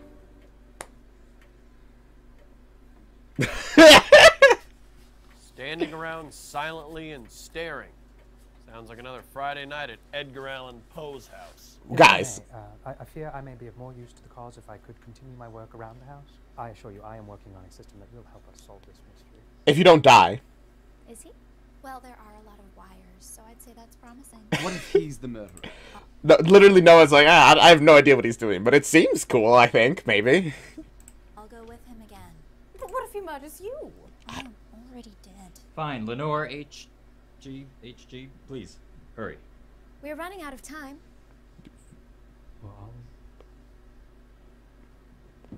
What We are. What do you mean by that? Right? We are running out of I time. see where you're coming. Yes, we are running out of time. Look, I just can't stand. I don't know why he said that we're not running out of time. There's like, or are we? I don't... Well, I mean, why are they running out of time? In like what way, you know? Here for the rest of the night, okay? You sound like you're The time travel. I see. That's his job. itching to murder more people. Are we expecting anyone else? Not that I'm aware of. Let's just leave it. Agreed. Pretend we're not home. Well, the lights are on. Stay here. I'll take care of this. Don't get murdered. You guys, we're doing a hell of a job of staying in one place together. Honestly. Ted. I mean, Hemingway. Come on. But also, yeah, really, really bad job staying together. Just go with him. Just as a group. Just move together. You guys are my favorite ones anyways. Oh my god, no. We are nearly finished. What is... I don't get it. How do we see what's going on? We can't be behind every camera at once. My dear Lenore, you have hit on the final piece of the puzzle. I have brought you here to construct our final invention. Okay. I shall call it an electronic video display. A TV. For short, of course. Of course. For short. Wait, that was the shortened named? Oh, good evening. Are you Mr. Allan Poe? Yes.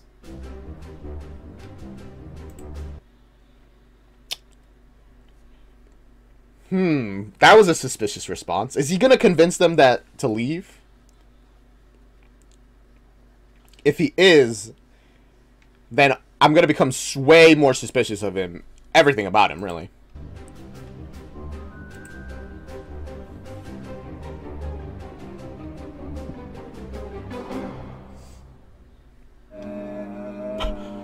What? Huh?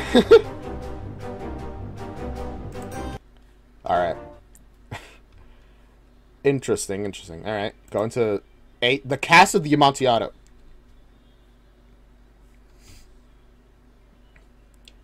Personally, just based off what we're going into, this makes me think more of the Telltale Heart, but I don't think that's an Edgar...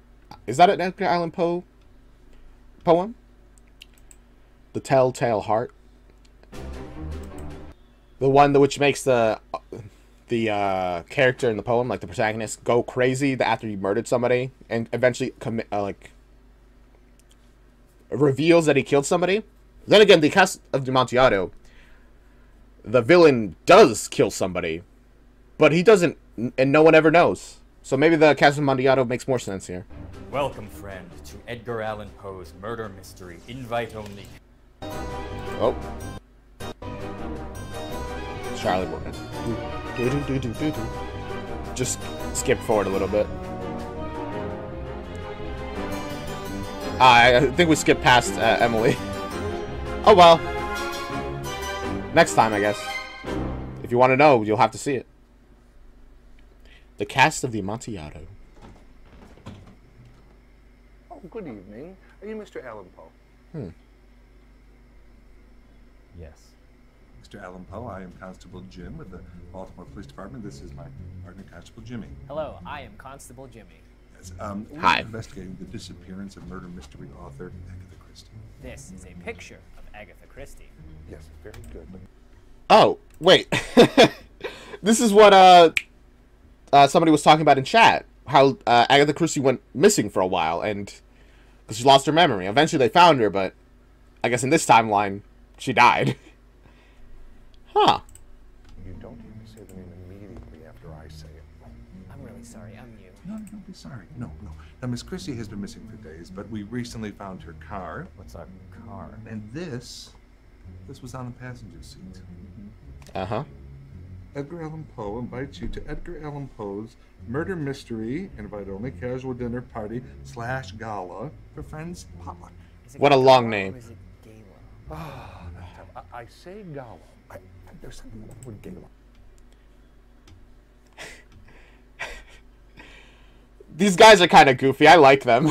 Jimmy's trying his hardest. I find it very put on. Sirs, I can assure you, Miss Christie informed me that she would be late this evening, and then never showed. You know, you'll have to excuse him. This is his first day. I'm really sorry. No, don't be sorry. What are you talking? Come on, man. What are you... they're so fun. Mr. Allan Poe. That's actually just Mr. Poe, or Ed Poe. Actually, it's Edgar, or Edgar Allan Poe. Just call me Mr. Edgar Allan Poe. Okay, Ed. That's not what he said. What's going on here tonight? Here. Oh, I'm glad you asked. We are having a writers. Why doesn't he just tell them? I mean, before, the reason that he didn't go, you know, the reason that they didn't get help was because they thought that they couldn't. Now the help is here. Just be like, hey, please get assistance. Call some police or more constables. Why is he being so sus? This conference. So it's not a dinner party? Yes. And no. We are having a writers' conference about food metaphors. Sounds like your kind of conference. Food metaphor. Nuts. You're going to jail for enjoying a good food metaphor. Guilty. Put on the cuffs. Life in prison. No. No parole.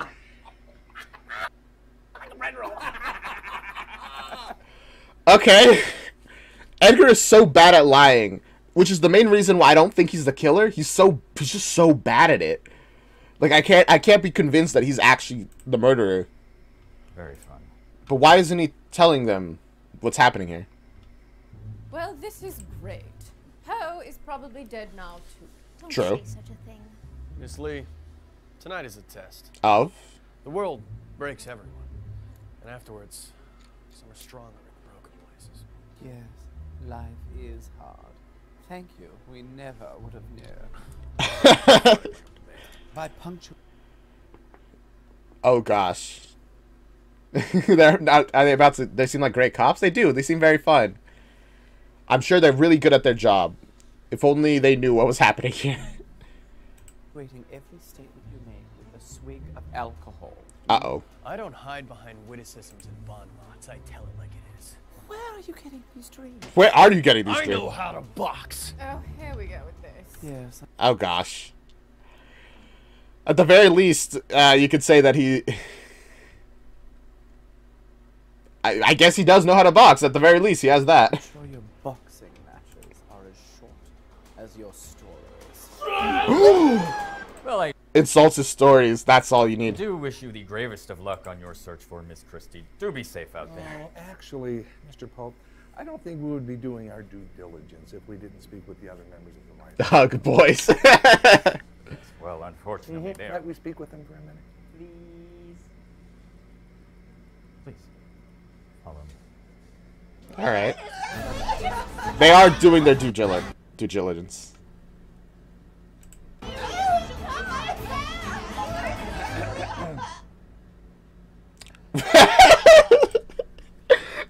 Immediately, they're like, things got so crazy. You know, I imagine this is what it. Even if there wasn't any actual real murders, I feel like this would have happened no matter what. Maybe the tensions of the murders have and the stress have made it more likely, but I feel like even without that, something like this would have happened. We often find when we are struggling with writer's block that we are struggling with each other. We are so sorry to interrupt. There's you know what? That was a pretty good way to cover it up. It's like this fighting. It's part of the creative process, guys. You wouldn't get it. You're not a writer. Yes, this looks like a very intense exercise, and I just want to say, you're all doing very good work on yourselves, and that's important. Aww. Yes, please. These are Officers Jim and Jimmy from the local police. They are investigating the disappearance of an Agatha Christie, and I informed them that we certainly have no knowledge of her whereabouts because we are merely a group of writers having a writers' conference about food metaphors. Have I seen you before somewhere? Why? I don't get it. Why don't they tell him? Am I crazy? Is there a pretty obvious reason why they're not informing these guys of this? What? I feel like they should just tell them. That would help a lot. Probably. I'm very famous. And sir, can you tell me where you were last Thursday night? I was hosting friends aboard my skiff off the coast of Cuba. Last Thursday? I wrestled. How'd you get here so fast? Sounds like a ton of fun. It wasn't. Life is suffering. Oh, okay. So none of you have seen Miss Agatha Christie. It seems she was invited to this writers' conference. We've been in here all night. Just us. In this room. Well. Okay. Sorry again. I guess. No trouble. Good night. Well, that was thrillingly close. Little hot-blooded excitement can be good for you sometimes. Speaking of which, where was our invite to your boat party? Perhaps next time, Chuck. My goodness. He's so blatant in his favoritism. Care to join us on my next foray to the Havana? We'll drink rum as the sun rises and habanero as it sets. You can dance? Madam, I am an expert in the art of the contradanza. Oh. Well, this I got to see. Well, I do hope. Well, see, at least they're getting kind of along. It only took a lot of murders and lying to the police, but they're getting through this. With all sincerity, that you find Miss Christie fully alive and unstabbed somewhere. Thanks for everything, Ed. Okay. Actually, there is one more question I did want to ask. Oh boy. By all means. Legs move together, no more crossing. Where are we, Argentina? Come on! They are having.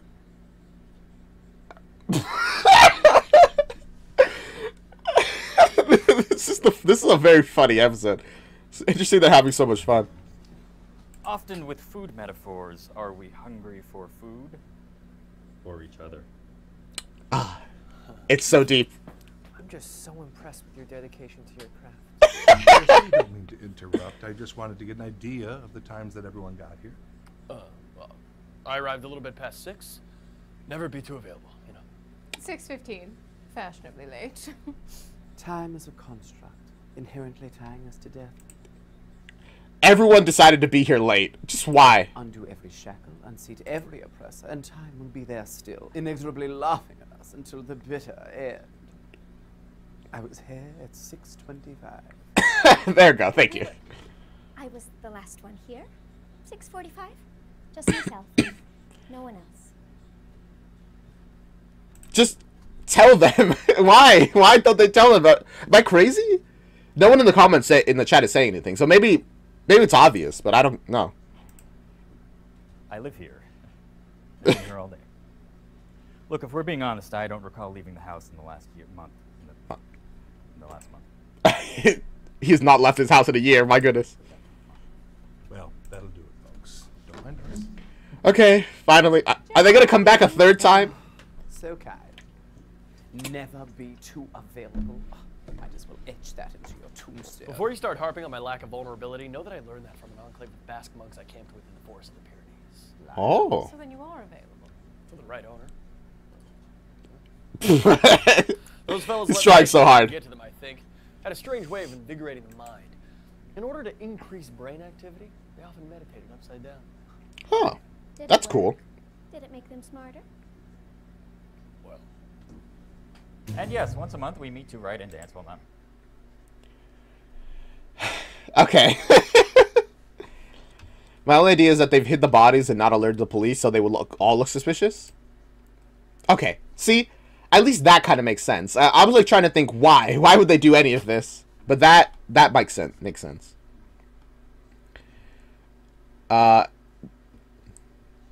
Also, wasn't there a note not to call the police? I mean, yeah, there was that note, but again, as you're saying as well, now that the police are here, you might as well tell them. Yeah, I don't like that. Thanks so much for everything, Ed. Please let us know if anything comes up whatsoever. Actually, there was one other thing I wanted. For crying out loud. I don't even know. All right, fighting and dancing I get, but upside down meditating? Well, I don't see what this has to do with writing food metaphors. We're gonna need some honest answers here. Come here. I've got some questions for you. Oh, Jimmy, you got a backbone now. I can't get out of this chair. Okay, stay there. I'll come to you. Okay, cool. Were you at the Vivian Nightingale Memorial Ball last year? Oh boy, sounds like a place I'd be. Do you know an Eddie Dantes? Who now? Eddie Dantes. That's where I remember you from. You two were at the party last year. Huh. No, I must have been out of the country. You were both very drunk. Okay. What is this?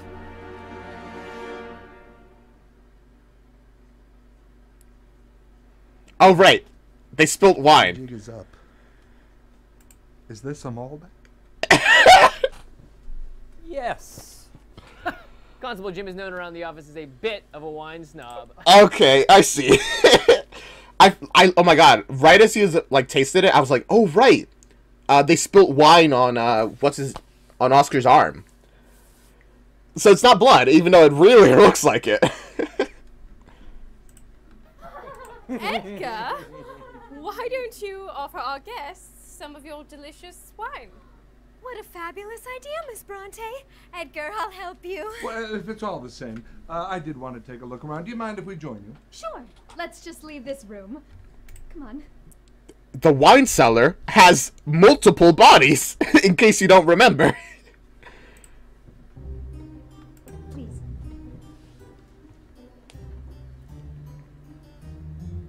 They're suspicious, but they're not sure of what. I want you to have the lock. Now, when I turn on the tordonculator, the Chimera's The tordonculator. will be triggered, and what you see on there will appear on here. Is that a real word, or did he just make it up? Yes. I don't know, actually. Say, you can walk through walls, yes? Uh-huh.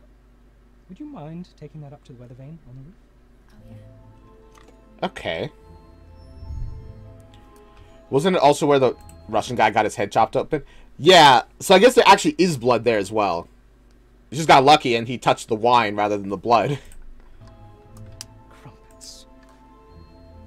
And this is where the food metaphors are really... Over there! They are over there. Right this way, gentlemen. Guys, you didn't even remove the body? Where are you going there? I believe I have a very good full-bodied Malbec in my wine cellar. So I'll go get that. Oh, lag. Stay here. Ignore the body that he's dragging Look away. over here! At this... Guys, this literally could not be more suspicious. At this point, if they figure out what's happening, you're all It's a arrested. mustache, because Edgar has a mustache. Very How cute. He's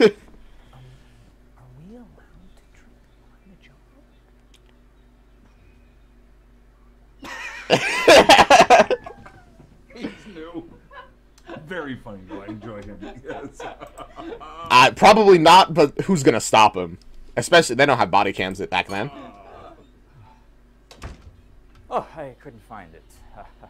I guess that Hemingway chap must have drank it all at our last conference. He's a drunk. Oh, that's it. It's terrible. Sounds like my dad. No, your dad. Oh man. Just being very honest, yeah, no, Hemingway's a total drunk. He drinks like it's water, alcohol like it's water. No, he can't be touched.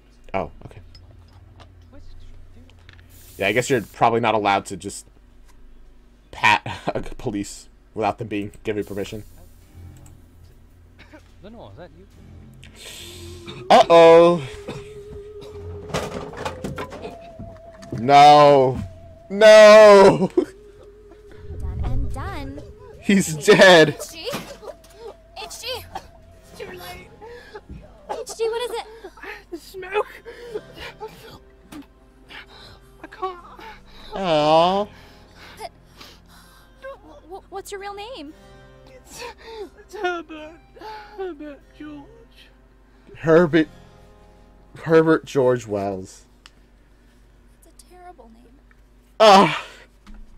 Truly. There you have it, gentlemen. Our humble abode. Oh, so you two are an item then?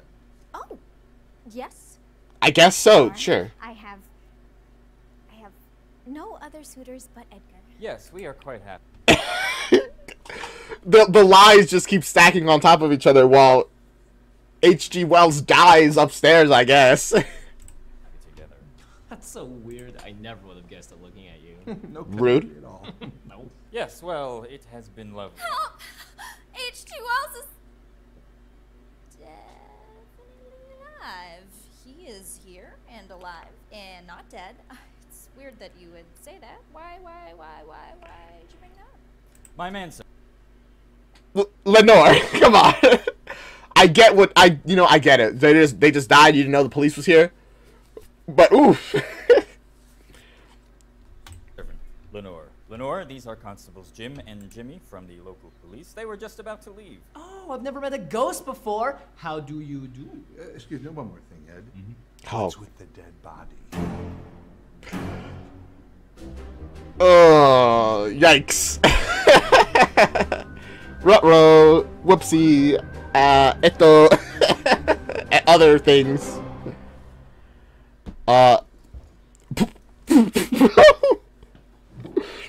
That's a good episode. I really like that. Man, I have no idea who is the murderer. At this point, I'm kind of thinking that it's somebody completely unrelated from the writers. But I don't know. Welcome, friend, to Edgar Allan Poe's murder mystery. Oh, we actually the previously on is actually kind of useful now. Invite only casual dinner party / gala for friends. Potluck. Oh, good evening. Are you Mr. Allan? Oh right, he died as well. That was I forgot his name. We are having a writers' conference. I know how to box.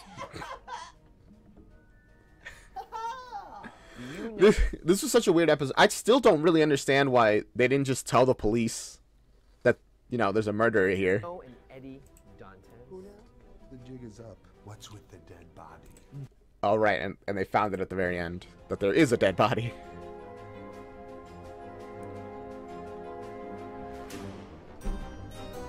By the way, is the volume good? Not too quiet? Lenore.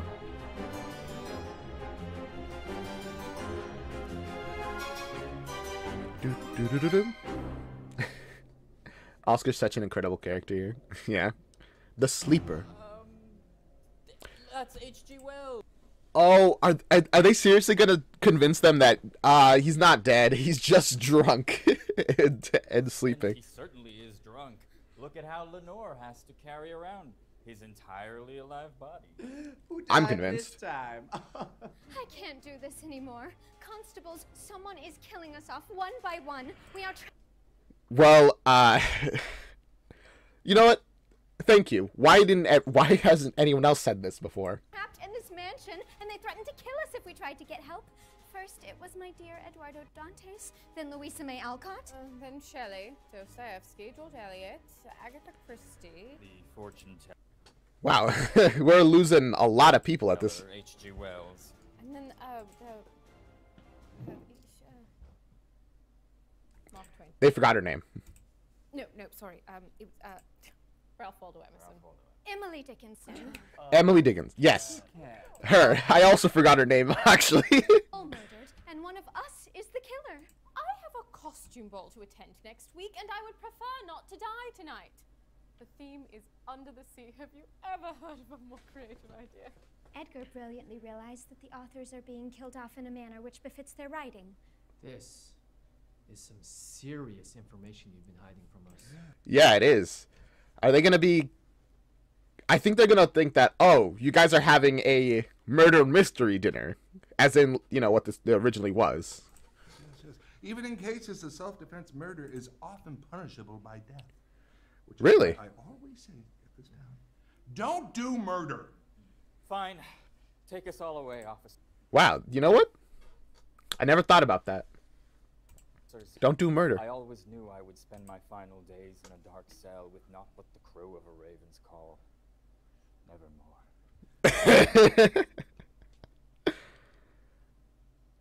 Solid advice. You got to give them that at least. Actually, you know what? No one said anything, but I think it's quiet, so I'm going to turn up the volume. It's too much, but on the contrary, I think we can help. I have been in a situation much like this before. Really? But also, yes, we're going to get help. Until they die, I guess. Returning from my vacation in the south of France, I was returning aboard the maiden voyage of ship Constance. Buffet to die for. Oh, yeah. Oh. Little napkins they made into birds and cute little animals. So I digress. Oh, that's cute. Now, we find the first mate strung up to the mast one morning. And then, one by one, the crew is disappearing. And that is when I realized we were dealing with a serial killer. And were you... Gosh. It seems like this is not a rare thing for this world. able to stop him? No, he killed everybody. But I was able to hide in a crate on the brig for a month. Now, my wife was none too pleased with how I smelled when I got off that boat. It wasn't a treat, no. The point is, we know what we're doing. Yes. I'm gonna be honest, hearing that the person that can save my life, his previous experience was not doing that and actually hiding and saving his own life is not the most... it's not the most confidence-inducing, we'll say. We are equipped with the finest weapons in Baltimore. Yes, we are. Oh, well, let's get to work. Thank goodness. They're professionals, guys. What's the plan, officers? Well, first things first, we have some drinks to finish. Is that really what we should be doing? Yep, they are doing it anyways. Idiots all around me. What does my afterlife become? Let him enjoy it, it's now fine. we are ready to get to work. Funnily enough, the first... Alcohol, what's it called? It greases the wheels or something. course I took in Constable Academy was what to do in case your dinner party turns into a mass homicide. Oh. The first rule is... How convenient. Don't drink anything. Well, gonna say I didn't see that coming. This is awful. I can't say I didn't see that coming, yeah. Ooh, Lenore. Yeah, she's right. I'm not shocked either. Well, we can't leave any more dead bodies around. To the vault, boys. They keep going back to the vault. Excuse me. We are all going to the vault. I'm not staying here alone with the crying cupcake and Miss Havisham. Bro.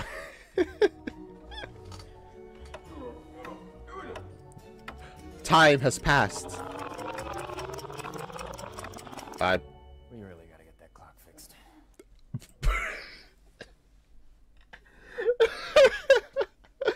I was like, wow, a lot of time is passing really fast. Like, that's like 24 hours.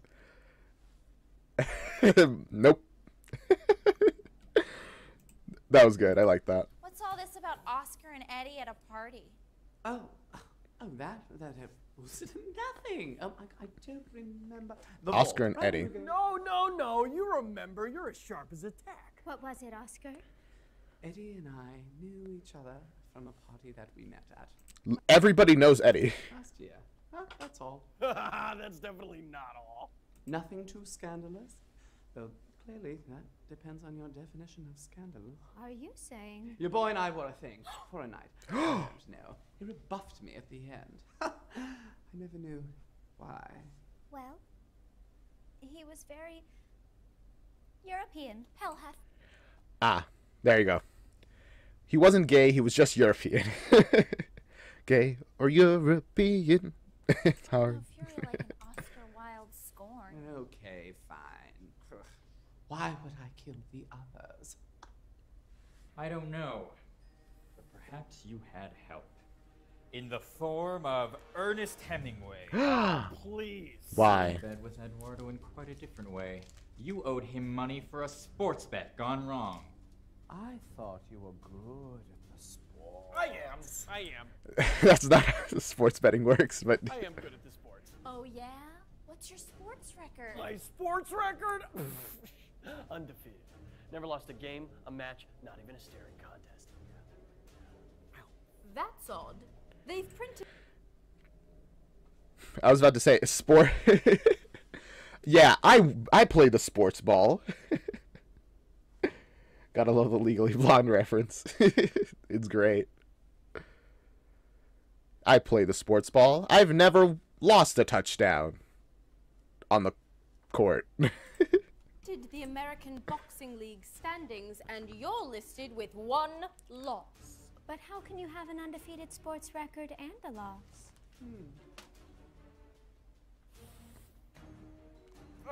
To have my honor called into question by a beautiful lady. Okay, so what's your explanation, man?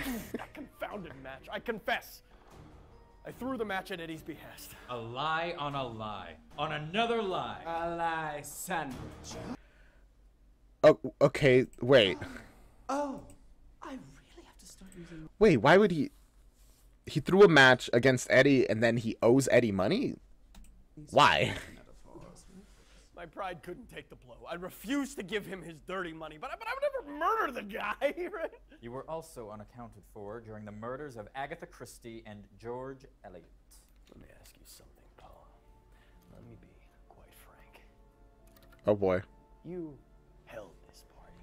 Oscar Wilde, the same reaction. I'm like, oh. Are the reason we're all here, right? Perhaps the answer has been under our nose the whole time. Edgar Allan Poe, writer of Gothic prose and cold-blooded killer! It does make sense. Angry that you were never able to get the girl. And then there's the matter of the poison you kept upstairs. Stop! Oh. Edgar couldn't do any of this. Are you sure? He's a good man. Lenore's like, I don't know about that. And honestly, I'm not sure about that either. I think he very much would do that. Besides, I didn't even make the invite list. That was Lenore. I have no real friends. That sad fact is finally coming in handy. You're really putting this on me? Lenore, it's not like you killed them. You're a ghost. You can phase through walls. We don't know the extent of your ghost power. Actually, no, you're right. She... I am not the killer. What would my motive even be? Feeling lonely? Make some new ghost friends? That would be pretty cool, actually. You know, if... Die, now we're ghost friends with Lenore. Not the worst fate. I hope that happens to, H.G. Wells? The guy who... him? Yeah. Trying to remember his name. Now that you've killed H.G. Wells, you can both haunt this place for all eternity. Awfully coincidental that the smoke in the attic didn't kill you too. That is because Yeah. I am already dead. can't- And why would I kill the only person here that I could even put up with?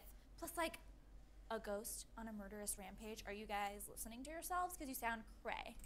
You are literally a ghost in front of a bunch of writers from different whatever. Just Sounds like an Edgar Allan Poe story. Perhaps you and the Raven fetishist were in on it together. I don't need to act things out in order to write them. I have what we like to call an imagination.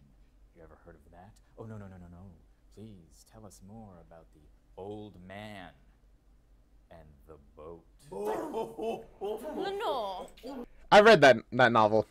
Not novel. Was it a novel? I read that story in high school, and I don't remember much about it besides it was like, it was all right. But whew, that hurt. Most familiar with death invites us all to our own. It makes perfect sense. Why didn't we see it before? No, it doesn't, because I didn't even make the invite list. Well, who did? Well, actually, it was Annabelle who told me who to invite, but I mean, Well, yes, because Annabelle is friends with everyone. She is beautiful and kind with the singing voice of the Malabar whistling. Is it gonna turn out actually that Annabelle is the killer? I kind of like assumed that, yeah, she'd be the killer because she's like the nicest one and supposedly the least suspicious and all these various things.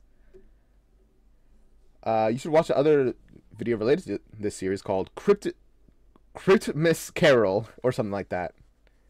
You'll get some more on H.G. Wells and Lenore. Oh. Sounds good. Rush. She's a siren, luring us all here to our deaths. The other... Wait. What's her... Luring us all here. Sorry. She's like going back and forth from being on their side of the room, on the other side of the room. It's just kind of funny. Yes. You invited us all here. It was your handkerchief in Alcott's mouth. You were gone when George and Agatha were murdered. And you somehow pretend you didn't know all this information about your boyfriend. Okay, how dare you? He was not her boyfriend. He literally was. Bro. I need to cut her after that. Cut her off. No. Is that what this is about? I'll go this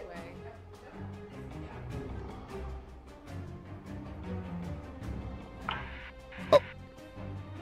Oh, right, the camera. I'm like, what am I looking at?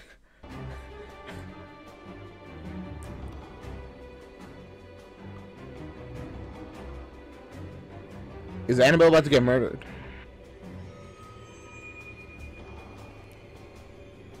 Who is that? Who did it? I don't know. But also, this is a really cool way to stage, like... Well, not stage. To show us, the viewer, her death. One, it introduces the fact that now the camera works. And two, we're getting a direct view of her being murdered, which is so cool. Is it Annabelle? I'm not even sure who I'm seeing get killed. Surprisingly, the camera's a little low quality.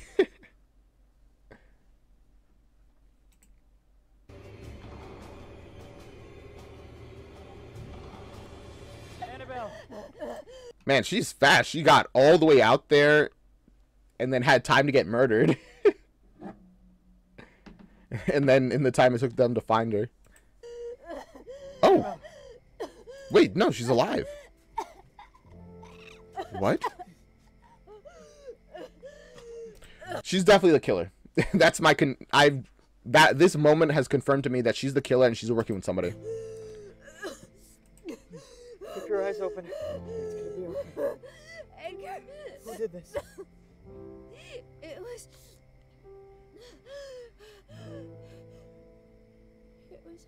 you?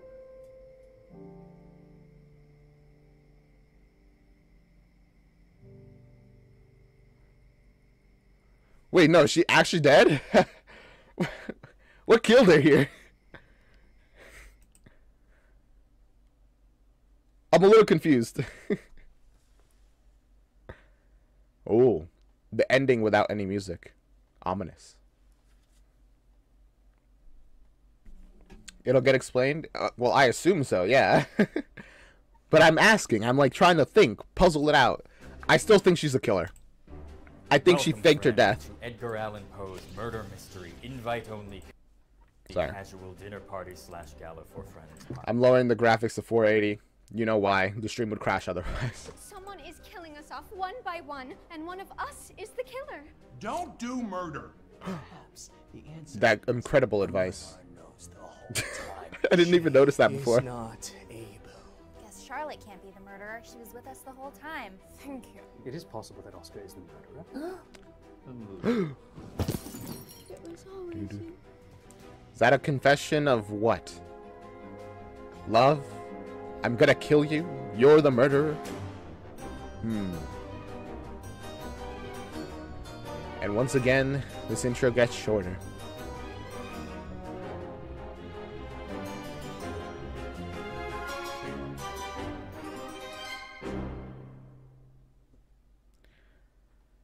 Annabelle Lee. Oh. Annabelle Lee, good day. Happy birthday. Oh, we got a flashback. I have written you a poem. Let me read it now. Oh, hello, Edgar. Annabelle. He is. He was practicing and immediately he lost his stuff. Lovely door you have here. Thank you. I have something for you, for today is your birthday. Oh, how sweet of you to remember. He's so awkward. Hey Sarah, welcome to the stream. I really love this show. I've been enjoying it pretty well. It's very well produced, high quality. A little confusing, but it's a murder mystery. That's kind of the point. Oh, by the way, this is Eddie. I was telling you about him, remember?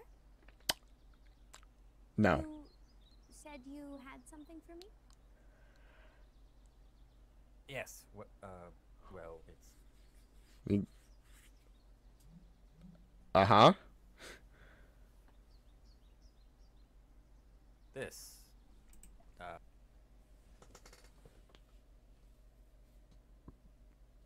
Bro.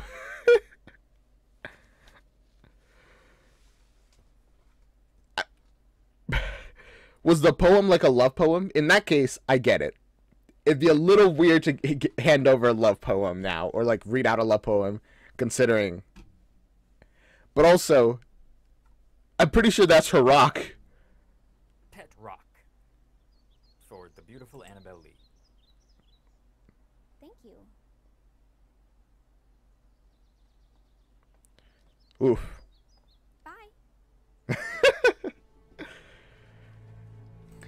Good to know he was always this awkward. Oh man, actually that transition to the scene of him carrying her, that's actually a really good scene. Poe actually wrote a couple love poems about Annabelle Lee, so I'm guessing that would be one of those here. Right. That makes sense. Smooth Edgar. That's not the word I would use for him.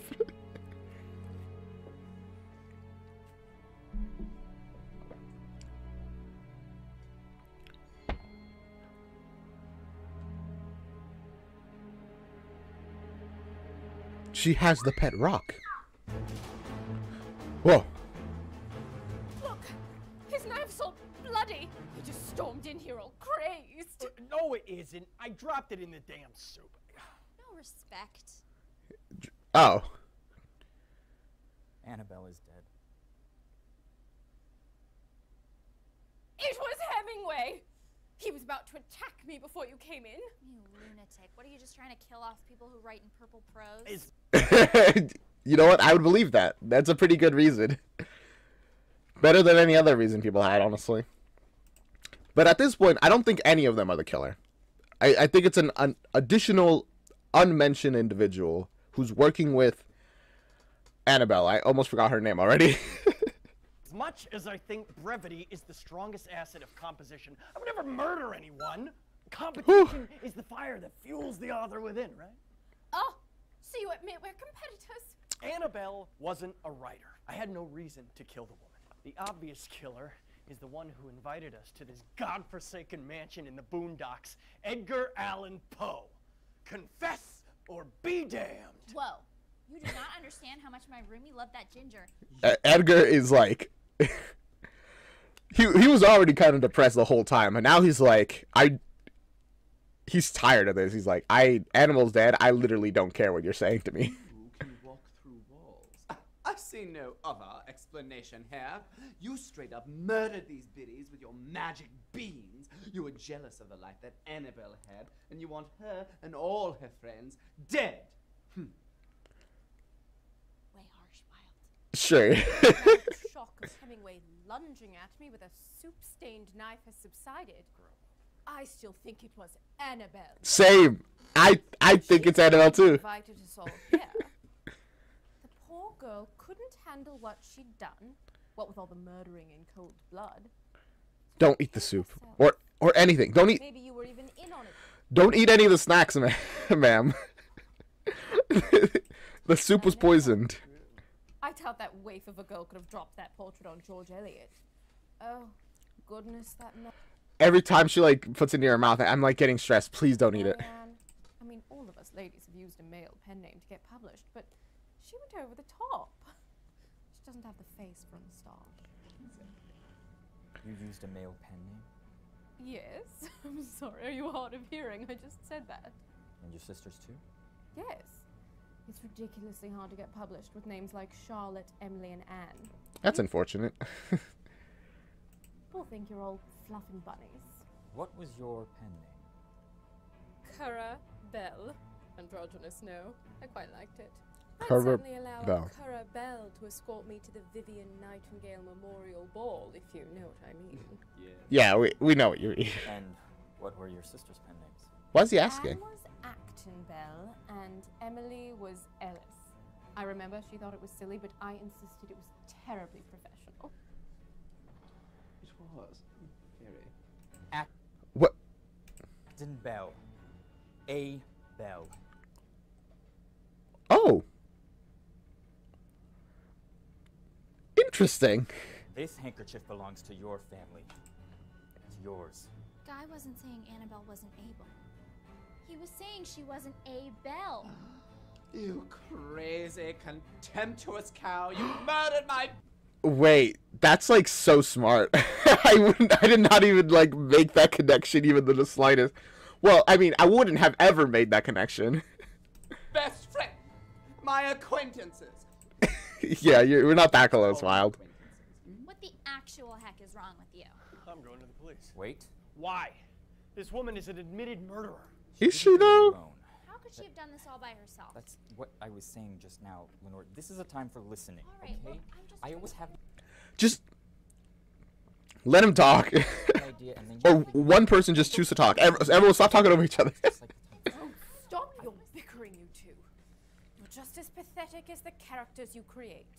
But I do thank Rude. you for helping me to fulfill my dream of creating the perfect gothic novel in real life. Oh, ew. Is that why you're doing this? To create some literary fantasy you can fulfill? I can respect that. But also, wow, she's just like, yeah, no, you got it. It's me. No. I did it for family. Gentlemen! Ghosts. Let me introduce myself.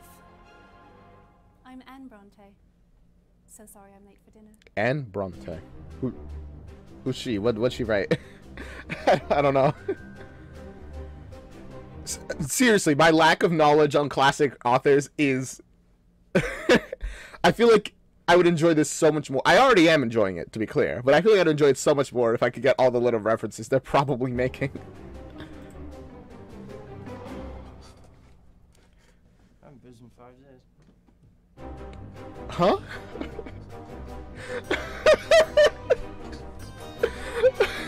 What? Okay, yeah, next, I guess. Not a bell, wow. Welcome, friend, to Edgar Allan Poe's murder mystery, invite-only casual dinner party / gala for friends. We're almost at the end, guys. How exciting. Rock for the beautiful Annabelle Lee. What gives Poe?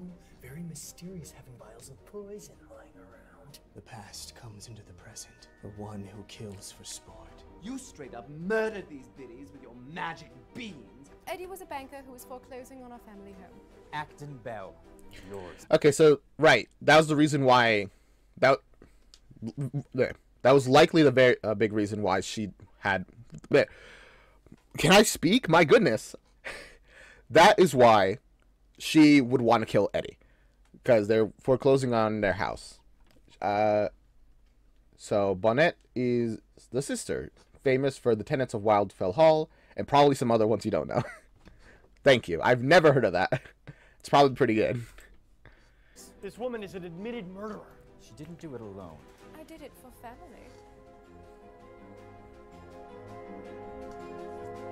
By the way, when I see that logo, I think of the Stupendium, with like with their like very nice mustache.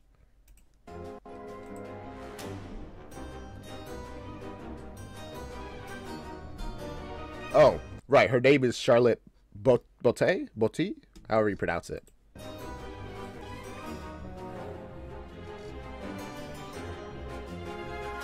Emily, the redhead one, wrote Wuthering Heights. Interesting. Let's go. The Telltale Heart. I know that. It's an Edgar Allan Poe poem. I think. I'm pretty sure. Let me introduce myself. No, of course it is. I'm Anne Bronte. So sorry I'm late for dinner. Some of you may remember me from such novels as The Tenant of Wildfell Oh, like that one. Or from killing some of your friends tonight. Oh, yeah, no. Put up your dukes, woman. Whoa! Oh, hey. Whoa. Woo, okay. Well, alright, stakes have changed. Yeah, I guess, You have a gun? You had that the whole time? Of course. Where? 'Twas a present from my lover, Anton Chekhov.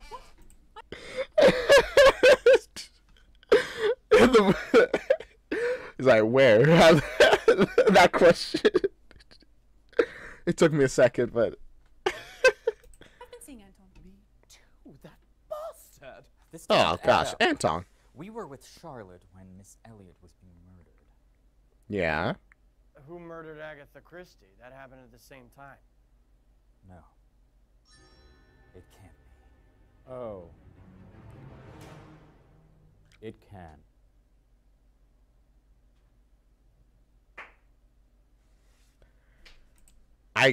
That's, you know what?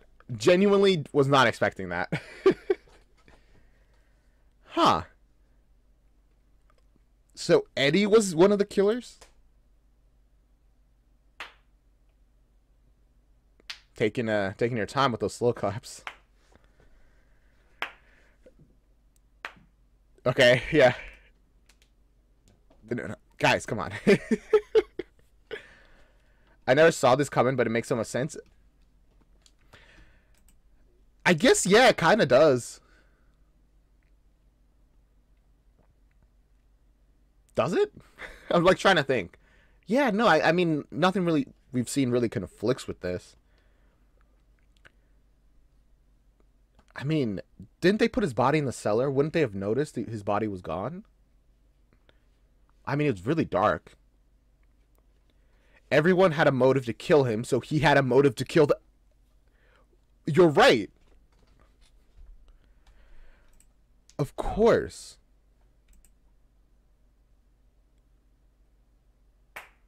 Bro. Congratulations, Mr. Cole. You figured it out. You murdered Annabelle Lee. You're mad. You fancy me mad? Madmen know nothing. But you should have seen me.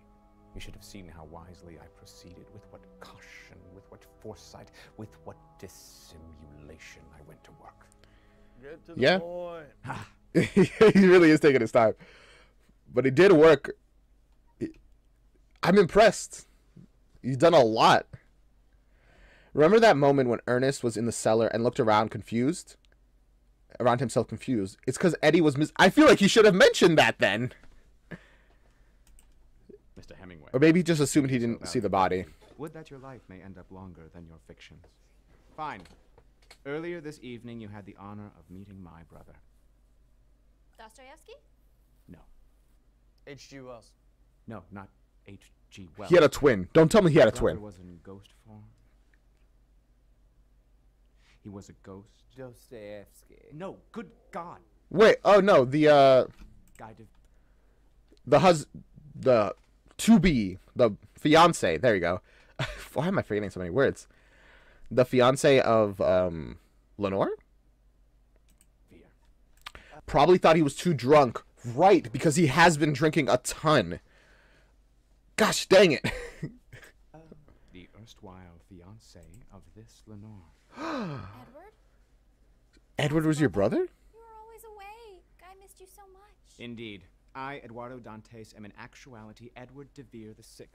By the time I arrived home, Lenore had fallen ill and died. So consumed with grief was my brother that he ended his life. My hatred for Lenore is matched only by my hatred for one other, Krishanti, the psychic who brought Lenore back in ethereal form but could not do the same for my brother. Okay. I'm like... I'm trying to, like, piece together in my brain, how does your hatred for Lenore lead you to murder all these other people? A lot of which seem kind of unrelated. I did. I was quite happy. Like Chrysante, yes, I understand, but everybody else. When Mr. Wells pushed for her presence. Oh, poor Lenore. It looked like you two were getting along quite well. Are you just trying to kill people that I care about? Because you are overestimating how much I care about people. Oh, no, my dear. Yeah, like H.G. Wells, that made sense, but everybody else. You need to know what the name Devere is popular for.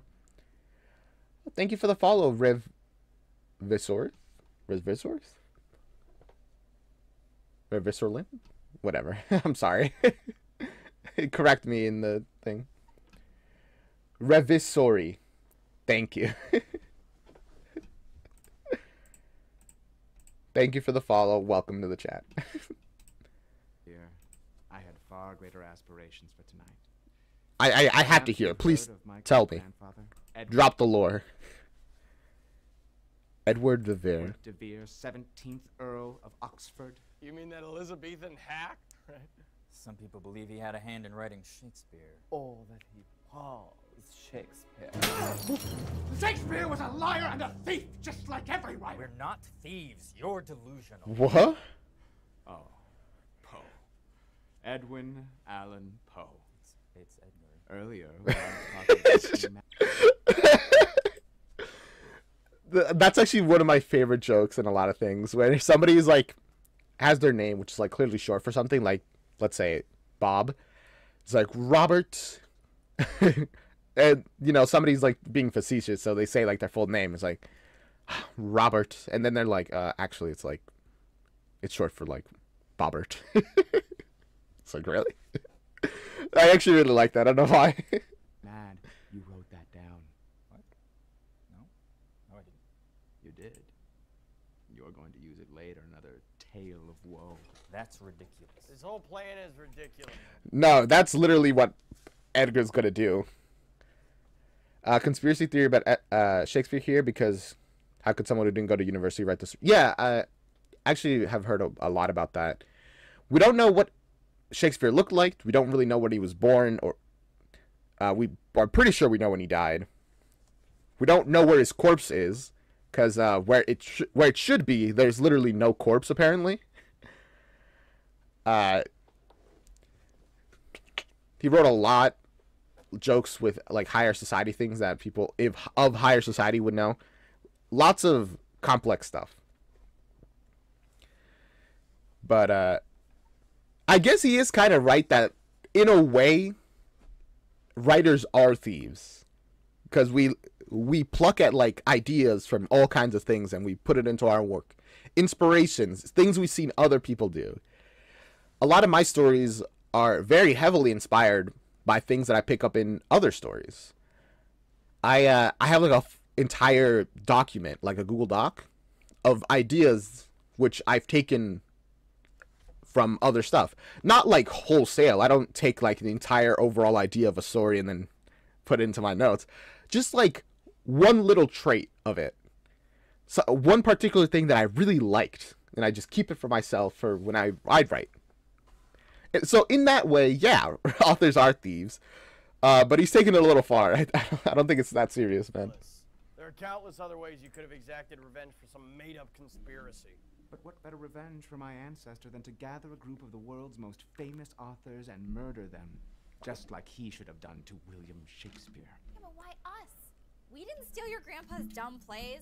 Oh, I had other reasons. I could eliminate Mary Shelley and take undue credit for Frankenstein, much the same way that Stratfordian hack took credit from my ancestor. Okay. I could send a message via Mr. Hemingway that my debts are paid. I could dismiss Emily Dickinson and her constant braying about noise pollution. Christ, has that woman ever stopped? And Mr. Wilde.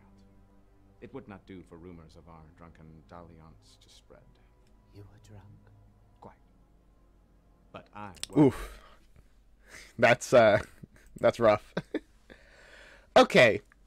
You know what? Now that he's explaining it, it all does make sense. It genuinely, it does come together pretty well. He doesn't want people to know that he was with Oscar. I'm not going to repeat it. You just heard it. Rewind if you want to repeat it. All right. So he has one big overall reason, and then a bunch of, like, supporting reasons. Which, honestly, makes sense. He's crazy. I think he's insane. I'm guessing he managed to convince the whatever their name is, their family, to help him because he's like, hey, help me and I will not foreclose on your home. And they're like, you know what? Deal. Let's go. I love Eddie's name being foreshadowing. He's named after Edmond Dantes from the Count of Amontillado. Monte Cristo. Bro, my reading comprehension. Who obscures his identity for a complex revenge plot. Oh. That's good. That's smart. Man, that is really smart, actually. I was sober when I began courting Annabelle Lee, knowing of her connection to Lenore and the power of persuasion she could have over Mr. Poe. That's why you dated Annabelle? That's crazy manipulation. All these victims here, but I knew I would need help. How'd you broads get involved? I haven't visited in 5 days. It's quite... He's so drunk. I'm remembering how drunk he is. It's a simple story, really. Some time ago, our brother Branwell became involved with a married woman. Somehow that two-bit hussy Jane Austen found out about it. Oh, I can't sit idly by while your brother has an affair with my reverend's wife. Goody two-shoes, Jane Austen. You just can't leave well enough alone. I'll have to tell the reverend. Our family will be shamed forever. I must. But I wanted to give your brother a chance to confess first. Oh, and you're both invited to my debut party for Northanger Abbey. That would be fun. What's happening? Oh, then they murdered her. Okay. What have you done? It is a truth universally acknowledged that snitches get... Hello. The golden rule. I'm Eduardo Dantes from the bank. I was here to deliver this notice of foreclosure, but it seems you may have bigger problems. Right. Okay. I thought it was just going to be like, hey, help me and I won't, and I'll just cancel the debt. Instead, it's like, oh, they murdered somebody and also the debt. Fair enough. We murdered Jane Austen with great pride and extreme prejudice. Is that what she wrote? Eddie promised A to novel? not foreclose on the Bronte house and help cover up the murder if We helped execute his bond tonight. I'm not Fair enough. particularly keen on killing people, but our house has such a lovely wraparound porch, and also I don't want to go to jail. Fair enough. Fair enough. After killing Ernest and He's gonna kill them, by the way, after, you know, he kills all these other people, isn't he? I like, that feels like the plan, personally. The three of us will be on our way, and surely who will believe that Edgar Allan Poe did not commit these sinister crimes himself? No one would believe that. I'll be honest, man. I was half convinced you were the killer, like, moment one. This house is Murdersville. Population views. I believed it was Poe the whole time, even as the real killer lays out his plan. Part of me still does. You're drunk, man. Just please. Incriminating when they find all the vials of poison Anne planted in your room. Sorry, I got some blood on those. I cut myself while delivering a syringe of poison to Miss Alcott. Ah, yes. After arriving late, I faked my own death as Anne turned out the lights. She then waited by the door as Louisa May Alcott, expertly spurred into action by Charlotte, ran out and stuck her with the needle of potassium cyanide. As you all checked on the body, Charlotte left the note on the table, took 8... You guys are... Did you guys choreograph this? That's impressive. Everyone moved with, like, perfect precision.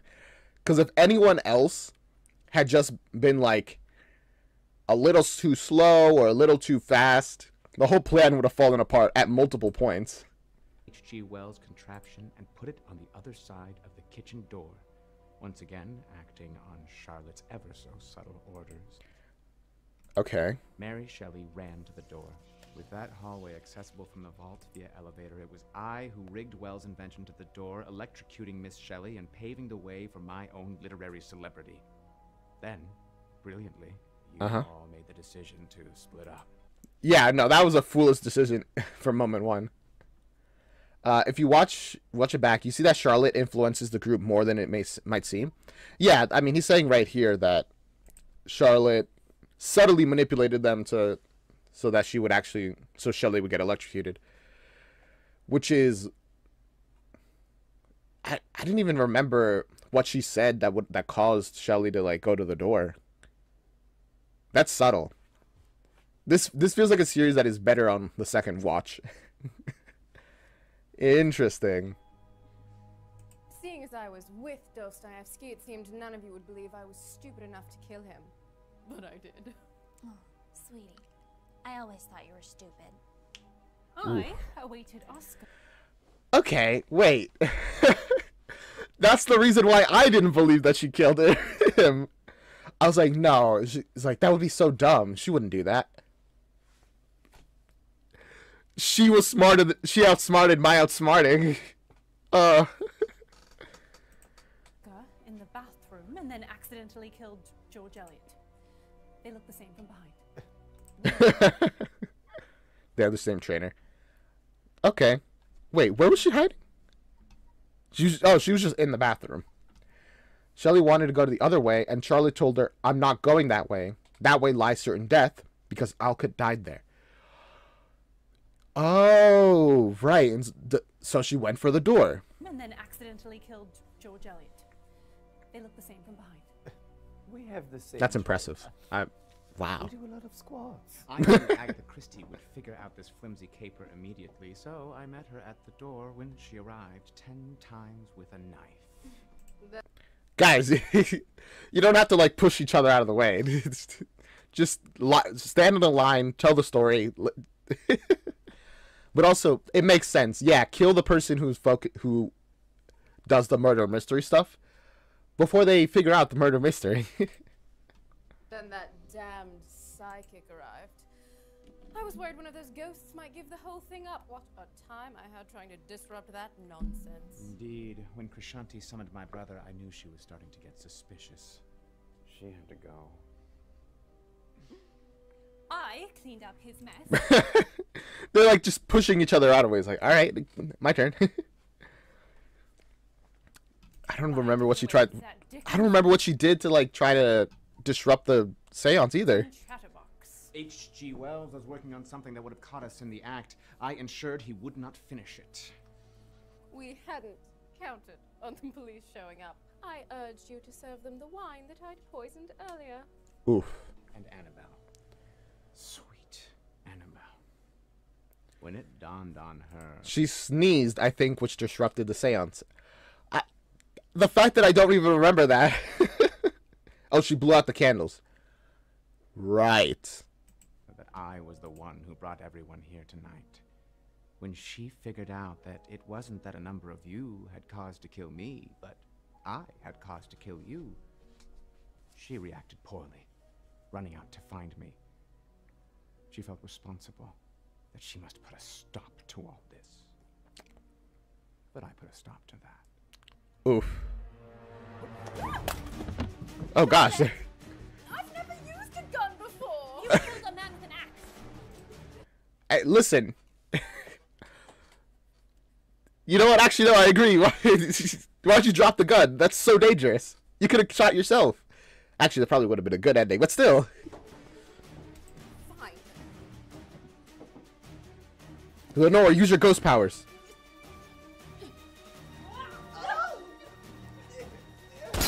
Woo! That's scary. H.G. Wells. You're a little drunk right now.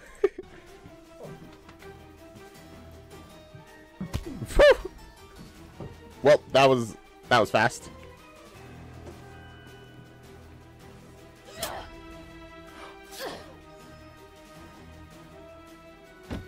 Huh? How'd that work? She's a ghost.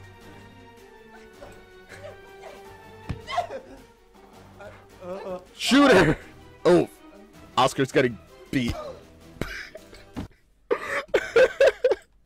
Wait, the transition from like pretty like realistic to what? That's so funny, actually. Man, she's tough.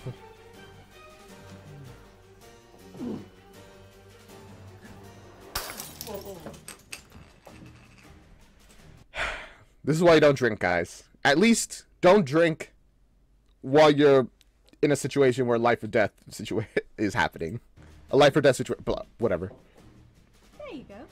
I prefer sharp objects. No recoil. Guess. I'm already dead. Ah, okay, so it was just like a trap.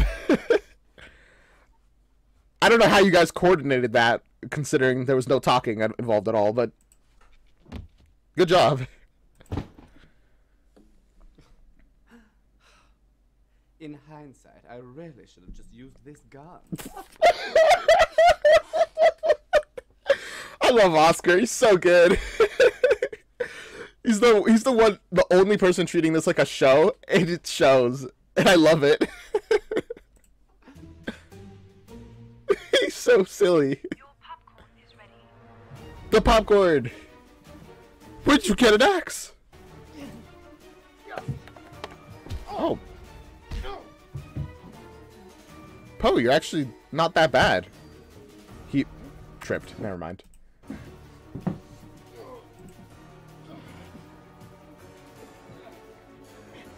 Tickle him. Or do that. Whew. That would have... Good thing he had that rock. That didn't listen to me. My first response was, like, go for his armpit, tickle him or something. I mean, it sounds dumb, but I don't know, maybe it'd work.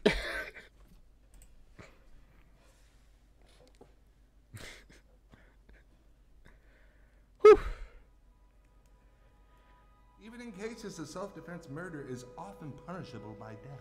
Ah. Is that real in that time? Murder. Well, now you gotta get away with a murder. A telltale heart. Under the... Yes, let's go. We would have gotten away with it all if it weren't for that horrible Annabelle Lee. I blame this whole thing on Jane Austen. You guys really should have had a bit more sense and or sensibility. Perhaps the judge will go easy on you with a little persuasion. This is rock bottom. won't they talk about the fact that, you know, Edward was there and he was the one who led it? And they'll be like, where's Edward? I guess they murdered him. I don't know. If only to get like one last one up on them. I was knocked out in the scuffle with that Eddie chap. When I came to, Poe said he had escaped. Oh, that was their explanation. Mr. Poe, your statement. Well, yes. Eddie and the Brontes confessed to murdering everyone. Eddie bashed my dear friend Ernest Hemingway over the head. Acquaintance. I tried to stop him from escaping, but he said, I'll run away to a different country, as he ran away forever. You gotta work on your dialogue, bro. Odd fellow. I am deeply saddened that he murdered my... Friends. Friends is the word you're looking for. Acquaintances. That is quite a lot of blood.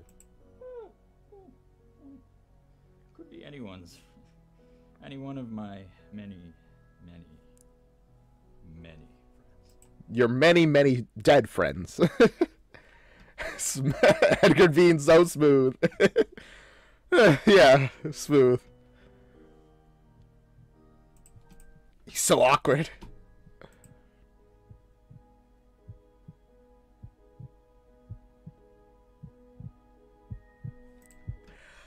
A Telltale Heart is genuinely one of, like, the most of Edgar Allan Poe's work, is the one that stuck with me the most. Because I found the idea of a person being driven mad by a dead body that they hid under their floorboards, that no one else can hear the heartbeat, but they can. I think that, like, that's, like, of all the stories that I read of his, that one stuck with me. And here it is. It beats so loud.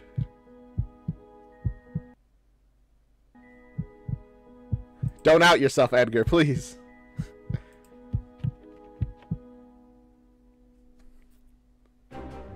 Whew.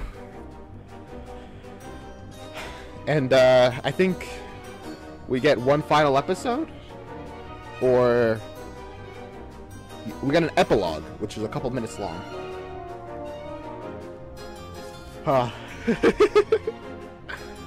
The beating of the heart, like, was making me nervous.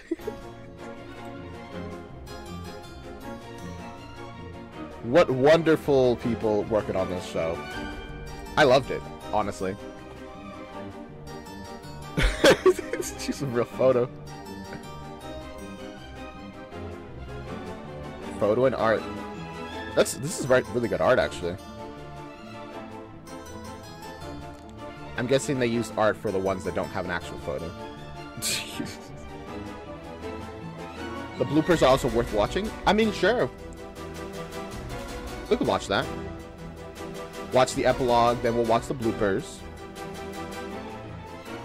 And, I mean, depending on how long the bloopers are, we can go watch a Christmas Carol. That word makes me stumble every time I read it. I might as well get it, like, a couple stuff out of the way, you know?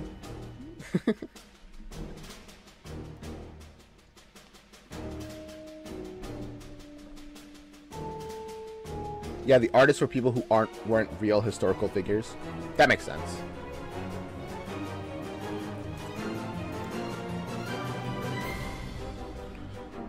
The music's pretty good also.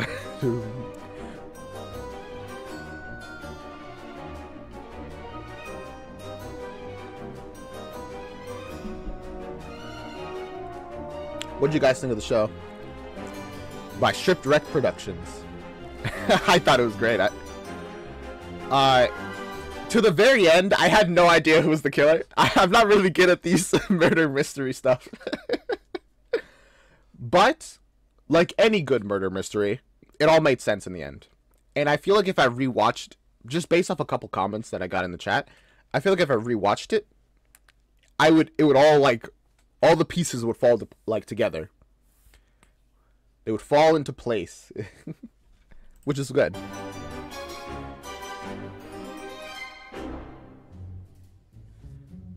Ah, gosh, we're getting another Listen, as cool as the cast and crew are, I'm gonna skip ahead a little bit.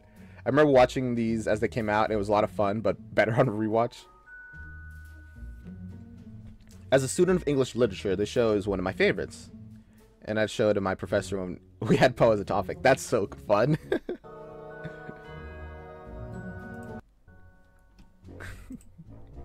Alright. Got a little bit last scene here with Oscar, it seems. Boom, boom.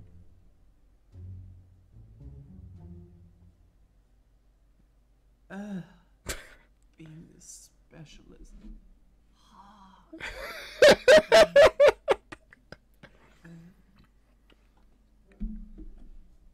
Still alive. Nope, I'm still alive. Even to the end. Oscar. This is Oscar's world, and we are all living in it. Oh my goodness. I love that. Also, the guy who played Poe is married to the woman who played Annabelle Lee. That's crazy. I love that for them. I don't know. I think it's really cute when the art and the actors actually have like relationship outside of it, especially when they're like completely contrary to what they were in the show.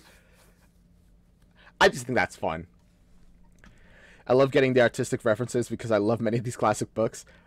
I wish I got more of them, honestly. The cops made fun of the fact when they said Edgar and Annabelle had no chemistry. I remember that. And I agreed with them. But I guess real life is different. Alright, Annabelle, you can do it. You can be scary. Oh, is Annabelle a ghost? Ooh. I'm sorry, that's not how you haunt Annabelle. Oof. Getting introduced to the whole being dead thing, and she's not good at it. Afraid I'm not a very good ghost. No, that's totes wrongsies. You're soup's pale. You were born to be a ghost. Now look, ready? This is how you haunt someone. Okay.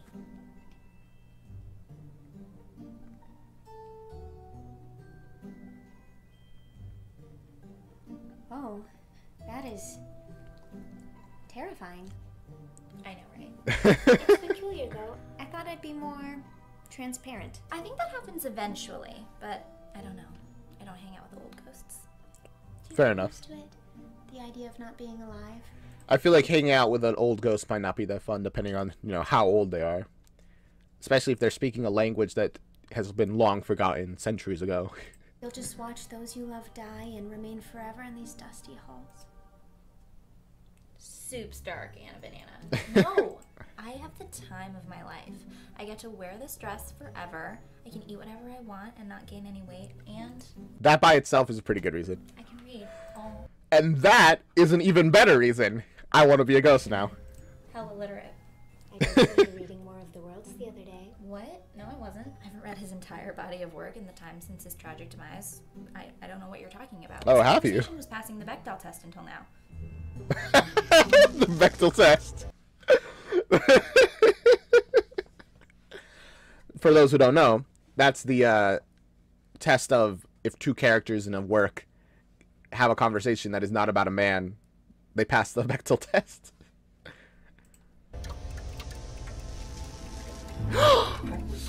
And now, HG? HG! Lenore? Yes! I've done it. In death, I am emitting infrasound frequencies that have opened the doors betwixt the fourth and fifth dimensions. Time travel is real. Wait, what? What? Huh? What? Death is merely existence on a metaphysical plane of reality that alters the very fabric of space-time continuum. So you're a time-traveling ghost? Indeed. My deathly form has achieved what my earthly one could not.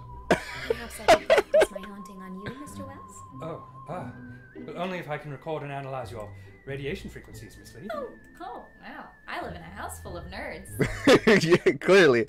But they're cute nerds. I love a nerd. It's kind of great. But also, I'm so glad he figured out time travel. Good for him. Never thought I'd ship these two that hard, but here we are. It's a great ship. Lenore and H.G. Wells. A match made in literature, I guess. That's the end of an Edgar Allan Poe's murder mystery dinner party. In all of its forms, for all of us. Unless there's other stuff, then we'll watch it another day. I don't know. By the way, in case anyone doesn't know, there's currently a poll on my channel in the community tab about what to watch next. If you don't like any of the options on the polls, put it in the comments what you would rather watch instead. I'll put it on the list next time. But, yeah. Time for our YouTube outro. I hope you liked it. If you did, leave a comment, like, subscribe, hit the bell, do the thing, join us on Discord. It's down in the description with other links to my socials and also Patreon, which you can join and you'll get your name put out the end of the video. Remember to support the original creator. It's in the description. The whole playlist for Edgar Allan Poe's Murder Mystery Dinner Party by Shipwrecked. Check them out, support them, give them love, give them a like, do all that stuff over there as well. They deserve it. They made this wonderful piece of art that I reacted to. And with that, I'll see you guys next time. Bye-bye. This is the outro song, doo-doo. This is the outro song, doo-doo. This is the outro song. This is the outro song, doo-doo. Outro song, outro song. This is the outro song. Outro song, outro song. This is the outro song. Do do do do do do do do do do.